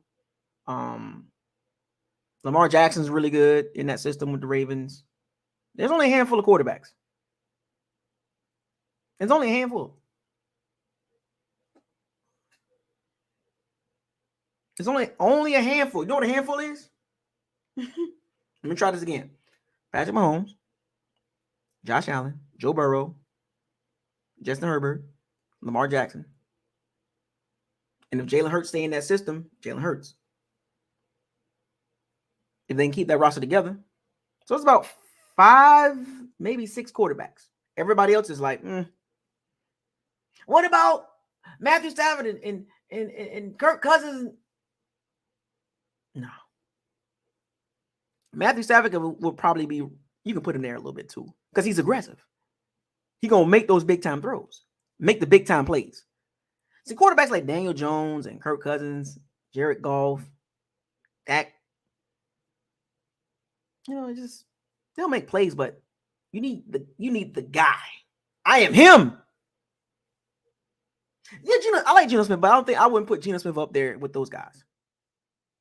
Trevor, I'm still on the fences with Trevor. Trevor is he just wired. He kind of almost like too timid. He got talent, but the whole makeup is. I can't make the full like observation of Trevor Lawrence because he has the physical capability and all that stuff like that. Man, I hope he don't fall in that Kirk Cousins, Jared Goff situation. Like he's just too Sam Bradford. You know what I'm saying? Just he ain't. I am him. I ain't afraid of. You know what I'm saying? But Trevor Lawrence is still young, so the jury is still out on him. He made the playoffs because there was a stretch he didn't play well. So the jury's still on Trevor Lawrence. So he's on that he's teetering right there. And then, okay, what you got? You got Desmond Ridder, Derek Carr, Daniel Jones, Justin Fields. Incomplete observation on him. Ryan Tannehill. Mike White. No. Zach Wilson. No. Kyler Murray. No.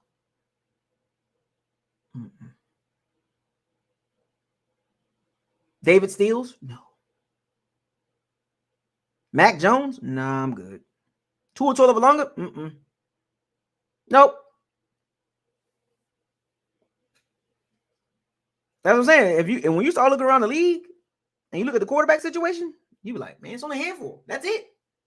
It's only a handful that you would really be like, yeah, he is him. The rest of them dudes are just a guy. That's why it's only one winner in the Super Bowl. Because the rest of those dudes are just a guy, a jag. I'll pull up to that jag. He's a jag. A lot of quarterbacks are just a jag. They're too conservative. Jimmy G, Teddy Bridgewater. Just where are you going? Like, you know what I'm saying? You need a guy that's gonna be like big time throws. A guy that don't have to depend on yak all the time. That you're gonna make the throw over there.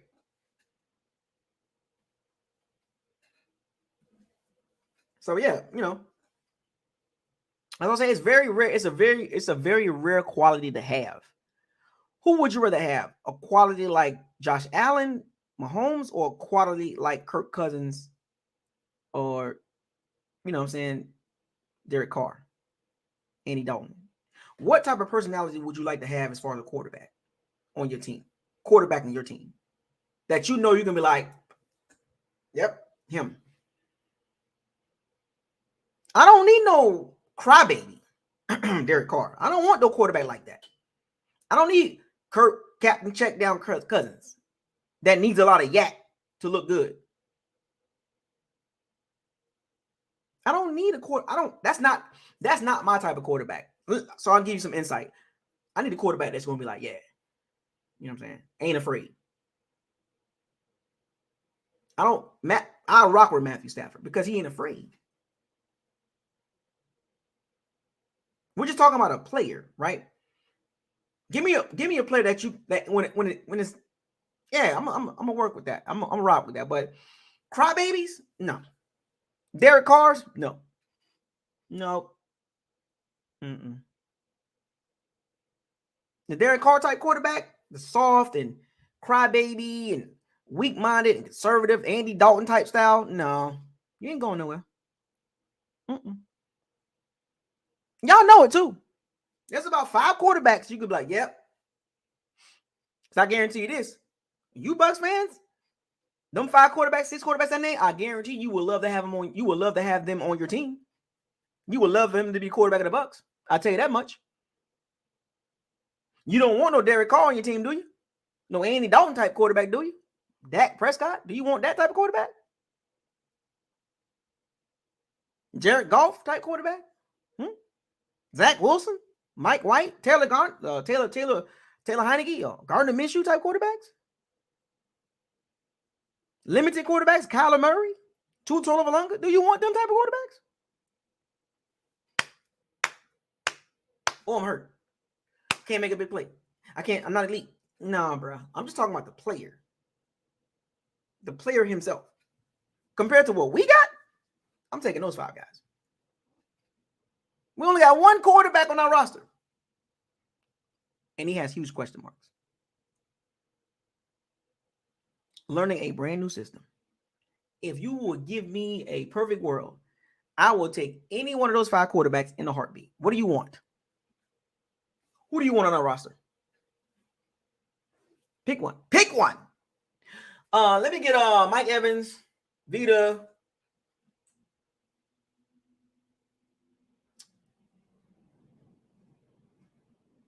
Maybe Carlton Davis and 2 first-round picks.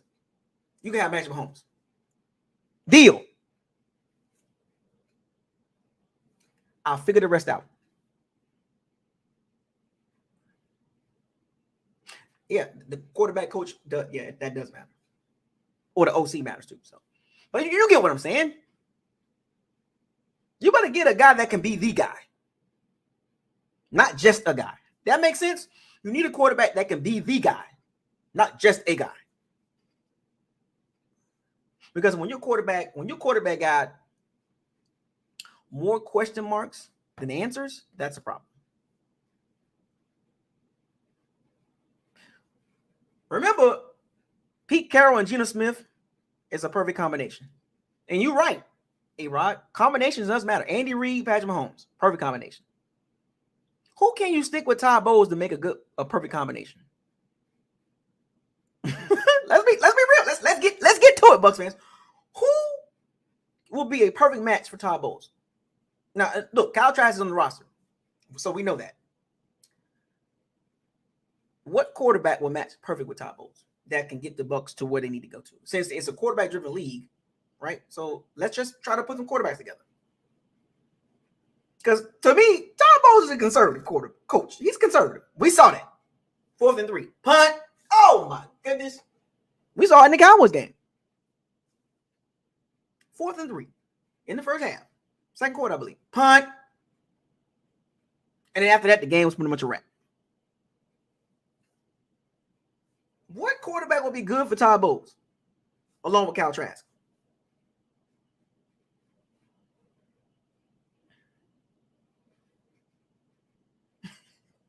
You saw Kyle Trask playing in preseason and a couple games, and last game of the season against the Falcons. I mean, you ain't beating your chest about that, is you? Give him a chance. No problem. But I'm just saying, you're trying to win, right? And Todd Bowles trying to win right now. So he gonna win right now with Kyle Trask? So that would be a perfect match if we had a 49ers type roster. If we had a 49ers type setup, like, D-line, everything else is good. Kyle Trask just come in there and beat Brock Purdy. Distribute the ball. We don't have that. So we have to be realistic. We're so far from the 49ers. It's not even close. You saw the game this past season. 35-7.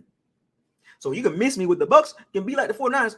Well, yeah, in a couple years. Because we're not even close. We got to catch up. So once again, coach quarterback combination. What do we do with Todd Bowles and who? We know Kyle Trask is on the roster. Who else can kind of like, remember, Todd Bowles is not an aggressive coach. Desmond, what's up, man? David Banks. Todd Bowles is not an aggressive coach. Play good defense, run the ball, win those 20-19 games, 17-16 games, 17-10 games. Meanwhile, the Bengals and the Chiefs and the Chargers and the Bills and the Philadelphia Eagles and putting up points. Even the Lions. I'm just giving y'all some hints here. You want to win in this league, you better put up some points. Your quarterback cannot be terrible in the red zone, cannot be afraid to make the throws. Because you see who's winning right now. Explosive quarterbacks. Now, if Todd Bowles won a game manager, I mean, he got one on the roster already, as of right now. Well, look, to make a case for Kyle Trask, first of all, he's not explosive. Let's get that clear. His arm is okay.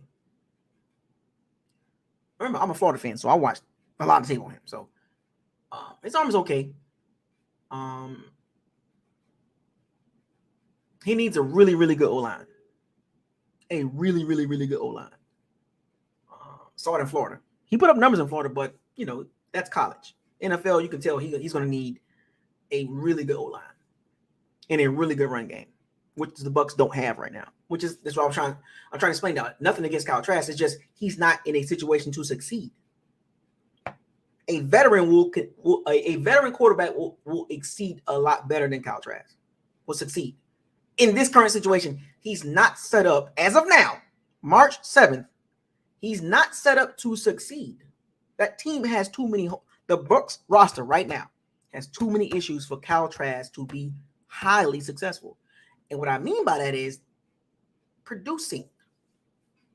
And from what we've seen so far with Kyle Trask, according to the other quarterbacks and stuff, it's too many question marks. And you can't have that at quarterback with a roster with question marks. See how that works? You got questions at quarterback, questions on the roster. That is a recipe for disaster.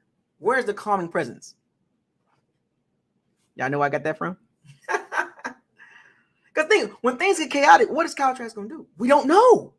This is what I'm trying to get y'all to understand the reality of the situation. Nothing against Kyle Trask. And it's not his fault. This is not his fault. It's the way the team was built. The team was not built for him. It was built for Tom Brady. And you see the results of that, right? 8-9. Destroyed in the playoffs against the Cowboys. Destroyed at home.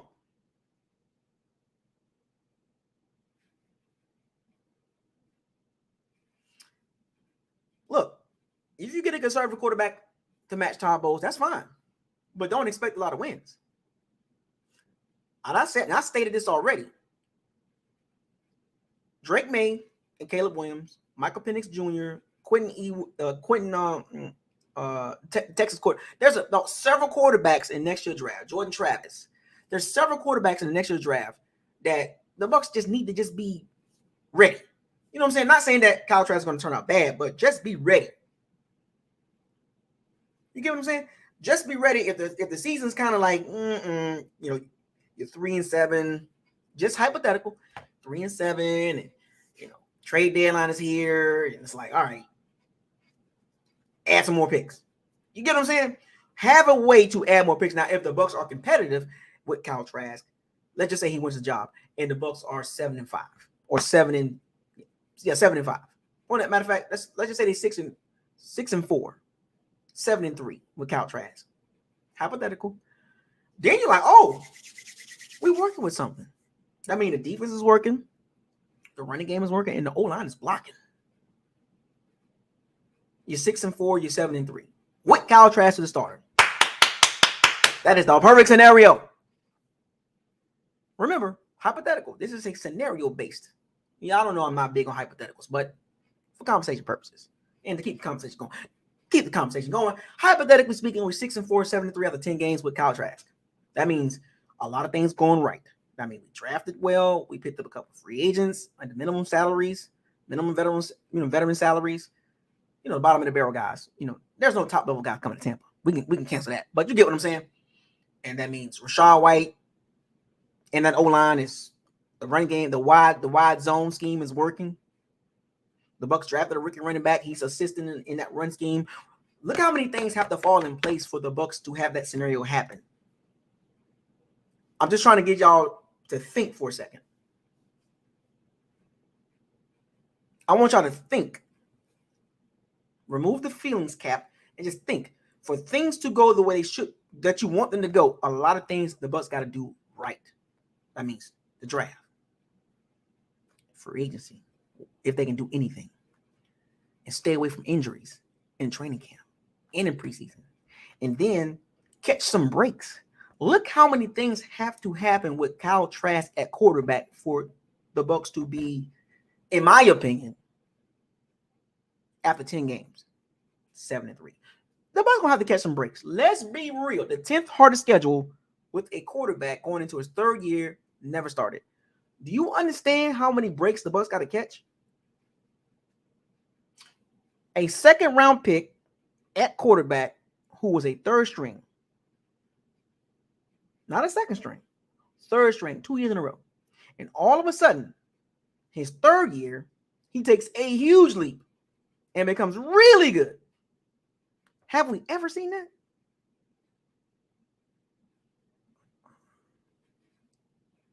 Have you ever seen that? I'm still waiting on the answer. Have you ever seen that?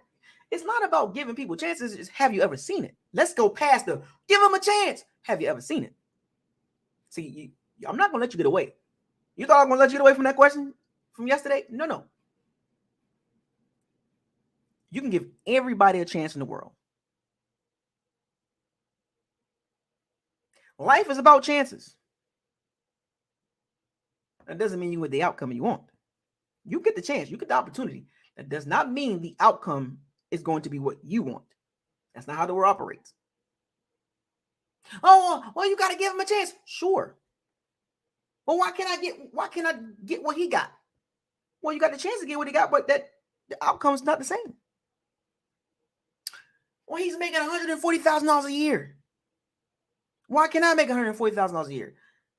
But did you get the opportunity to make $140,000 a year? Yeah, I got the opportunity, but why I can't get it? What did he do to get the $140,000 a year? But I'm saying I just got hired. I just want to get. No, it don't work like that. You get the opportunity. That doesn't mean the outcome is going to go the way you want it to go. The only way that happens is things have to fall in place. Goes back to what I said. I've already said that, Troy, but it's nothing against Kyle Trask. It's not. I'm not bashing him. It's the situation at hand. I love this word. The reality of it. A lot of you don't want to accept it, but the reality of it. I'm gonna bang it in your head until you figure it out. I'm going to drill it in your head until you understand how reality works. The way the Bucs are set up. Left tackle situation, question mark. Interior, question mark. O-line. Pass rushers, specifically edge rushers, question marks. Linebacker situation, question marks. Cornerback number 1 or 2, whoever you want to call, number 1, number 2, question mark. Safeties, or safety and depth, question mark. OC, question mark. Head coach coming off an 8-9 season with not a great history as head coach, question mark. A GM who's made some good moves, but also question marks. What part of the Bucs team don't have question marks? Let me ask y'all that.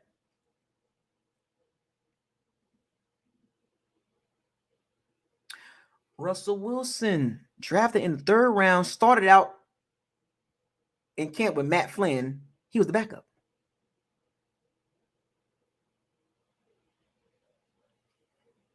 Russell Wilson was the backup. He wasn't 3rd string. So, Byron, good point. 3rd round pick.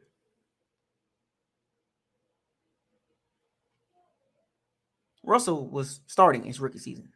He beat out Matt Flynn, who came off a couple good games with Green Bay. Kyle Trask, in comparison, got drafted, and Blaine Gabbert was sitting right there. So you mean to tell me there was nothing that Kyle Trask did that was better than Blaine Gabbert? Blaine Gabbert? Remember that. It's not his fault. I'm going to go back and say this. It's the way the Bucs set the team up. And who do you blame for that?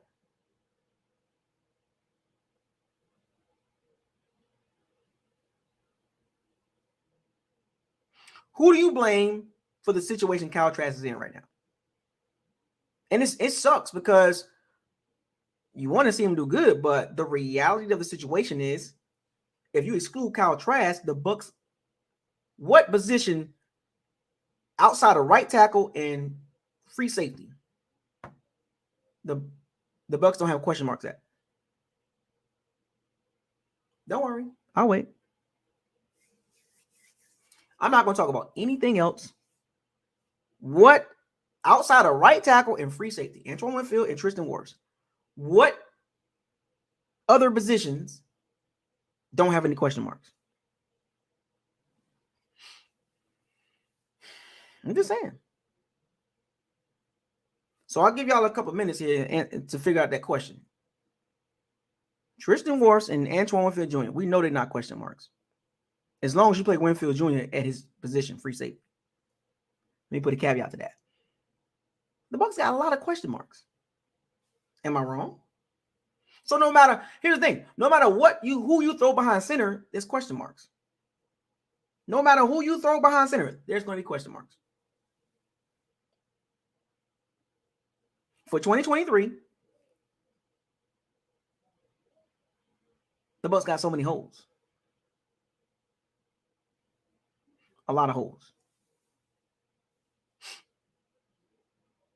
And if the Bucs don't draft correctly, it's going to be a disaster. It's as much as y'all don't want to accept it. It's like I just got a sense that it's going to be all good. No, man. I've only seen a couple of people kind of come to the realization like it's going to be a little rough. A lot of y'all still so optimistic, and I understand, but I don't live off of optimistic lifestyle. I don't live that type of lifestyle. I don't think like that. Do you understand how I don't live off of optimism and hope? That's fine. You want to live off of hope and being optimistic, that's fine. But I want to live in reality, especially when it comes to football. This is why you don't see too many people come with narratives over here, because it's hard to start a narrative over here because I don't allow it. Because narratives are good talking points. When you're making the case about a team, a GM, a player, a coach, a system, and there's good and bad, but make sure you talk about everything. I will not allow anybody to come over here and talk about only one piece of the pie or only one piece of the scenario. I've never done that. Y'all see, when I talk about the Bucs, I talk about everything. So when you talk about where the Bucs are at right now, the reality is it's not great.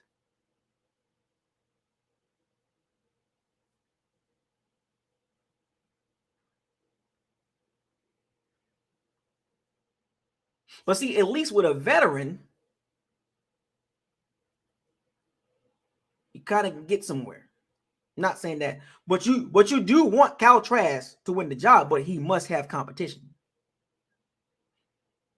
So for those of you that think it's just going to be Kyle Trask starting, that's wishful thinking.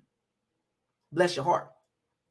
But it ain't no way in hell he's just going to be handed a starting job. And I'm going to tell y'all again, if they bring in a veteran quarterback, specifically one with more talent, he's going to lose.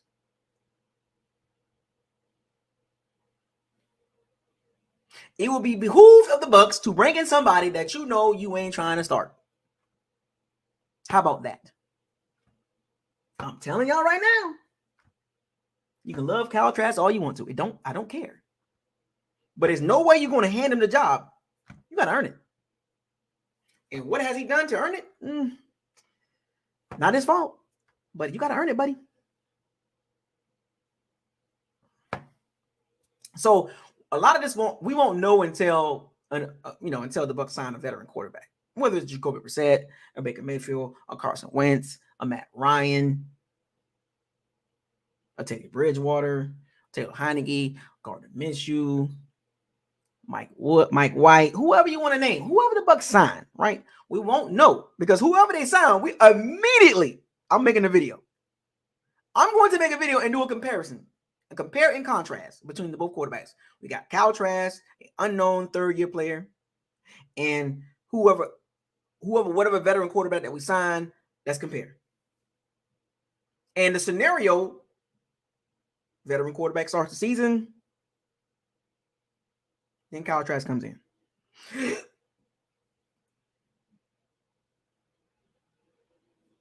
That's how it usually works. It's almost like Kyle Trask will be a rookie again. Because I'm just telling you how it works, man. Like, Todd Bowles trying to win. You trot Kyle Trask out there, you asking for a 4-13 season. You want to see him earn that job. And you want to see him earn it like the right way. Now, once again, the Bucs will add another quarterback or two. He's the only quarterback on the roster. That's not good.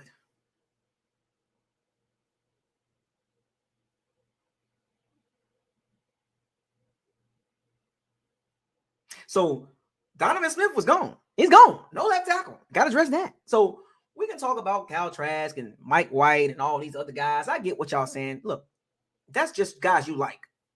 Do I like them? I don't know. You know, I'm biased. I'm non-biased. I'm never going to sway to a player. That's just not how it works. I want to see production, no matter who the quarterback is. But I'm also going to be logical about it too. And whoever they add, because I'm a bit, and honestly, if the Bucs are losing, I'd rather lose with Kyle Trask. If that makes sense. If the Bucs are just going to lose this like 6-11, 5-12, 7-10, maybe 8-9, I'd rather see that with Kyle Trask. I don't want to lose with a veteran. What's the point?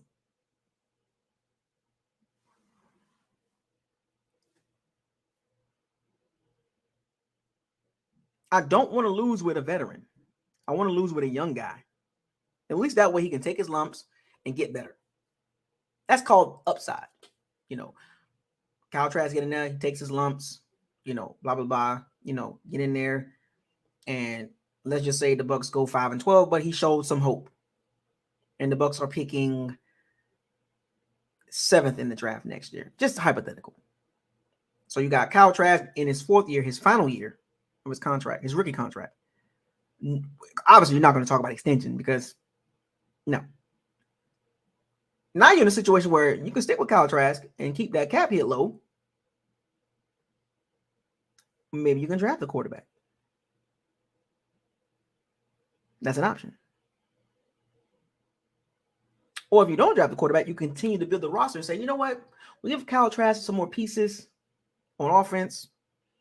Another receiver behind Mike Evans. You know, you get what I'm saying? And you can see some things there in that 5-12 season, and you can build on. You stay with Kyle Trask, you build the roster up. 6-11, 5-12, 7-10, you know, you build a roster up. And then 2024 come around, you be like, all right, time to make the jump. And if you don't make the jump, then you can move on in 2024 and draft the quarterback in the 2025 draft class. Skip the 2024, 2025, and start over. So there's some scenarios that the Bucs can do. But in my opinion, and what I would like to see, you lose to Kyle Trask. Win or lose, right? You know. But the Bucs have the Bucs. It's not like the Bucs are down and out. They have options. You try the veteran out there. You throw the veteran in there for a couple games. He doesn't do well. Kyle Trask comes in.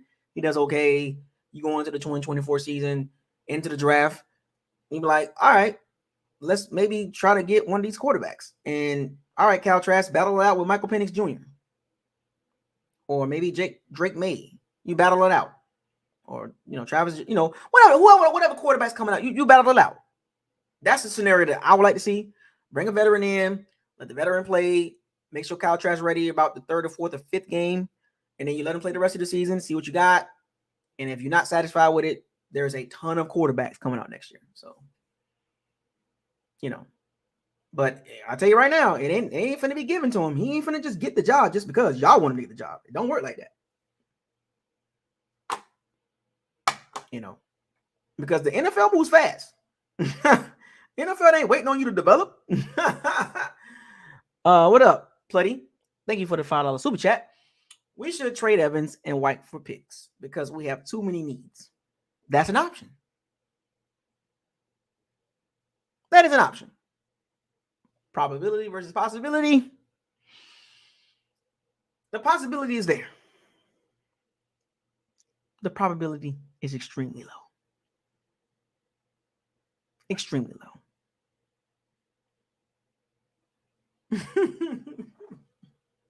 Extremely low. The probability is extremely low for that scenario to happen. And even if you was to trade Evans and White, hypothetically speaking, what can you get for them? What you gonna give for Mike Evans at 30 years old? Second, third round pick? What you getting for underachieving top 10 pick? Third, fourth round pick? It's not like you're getting 2 first rounders back. You ain't getting 2 first rounders. You ain't getting the first rounder for Mike Evans, and you ain't getting the first rounder for Devin White. At best, you can get 2 second rounders. At best. But the scenario in that case, 2/3, maybe a third and a fourth. And that ain't moving the needle. So you might as well stick with those guys. Remember now, Devin White, I will wait till the trade deadline. Because I'm telling you, I keep telling y'all this, in November, if the Bucs are not doing good, you better get something for Devin White. Maybe Mike Evans too. If the Bucs are not doing good. Because remember, the Bucs can go. Here's two ways the Bucs can go. The Bucs can stay where they at, 8-9, right up in there, 9-8. Or it gets worse. What's the most likely scenario? Think about that for a second. I'm gonna leave it. I'm gonna end it with that. You wish. Thank you for the $2 super chat. Allen, Herndon, Hooker might fall back to the third or fourth. We don't have a 4th round pick, but third round. Well, we don't know. But I'm gonna end it like that. The Bucs can stay where they at, which is where you want them to be. 8-9, 9-8, right up in there. You know, you don't want a big drop off from the Bucs this season. Let me just say that. You don't want a big drop off. You want them to stay right up in that area, that 7-10, 8-9, 9-8 with Kyle Trask, right? Or a veteran quarterback and Kyle Trask. And then the next season, try to make a jump. That's the best case scenario. Because you're not getting an elite quarterback. You're not getting it. Well, the probability is low. The worst case scenario, you go from 8-9 to 5-12, 4-13, 6-11. That's bad. Now what do you do with the head coach? See the trickling down. You go from 8-9 to 6-11, 5-12, 4-13. You know what I'm saying? It's like, oh wow. You know what I'm saying? Like, we keep Dave Canales and get rid of Todd Bowles. Now we on that Lovie Smith and Cutter situation. But let's settle down. But we'll see. And I'm gonna end it like that. Shout out to all the Pirates and Sea Bandits. Thank you for joining. Donovan Smith will not be back with the Bucs. So who we gonna blame next? And no franchise tag for Jamel Dean. What a shame. It's more to come, folks. Strap in. Clap you in a coma. Madness. I can snap it in a moment. Welcome to Oblivion. There's more news from the Bucs coming. Veteran quarterback. More cuts. Draft. And more moves after the draft. Stay tuned, folks. Fire those cannons. Seize the day. Raise the flag. Hashtag trenches matter. And yes, they do. Donovan Smith. See, we need something there. Left tackle or right tackle. Depending on what they do with Tristan Wirfs. Hashtag trenches matter. Hashtag stay humble. Hashtag life after Brady. Hashtag fire the cannons. Hashtag walk the plank. Hashtag what did your eyes tell you? Hashtag facts over feelings. Care less how you feel about a player or a team. Don't care. Hashtag reality. When you walk out that door, that's reality. Absolutely. Hashtag why? Hashtag what is this? What is this? Jason Light, don't get this. No. Hashtag Jason Light, we need starters. Hashtag Jason Light, don't screw this up. Hashtag life after Brady. Hashtag bus. I know, folks. Hashtag what's next? Hashtag phase 2. I'll see y'all again. If there's any more Buck news, I'll be back. Deuces.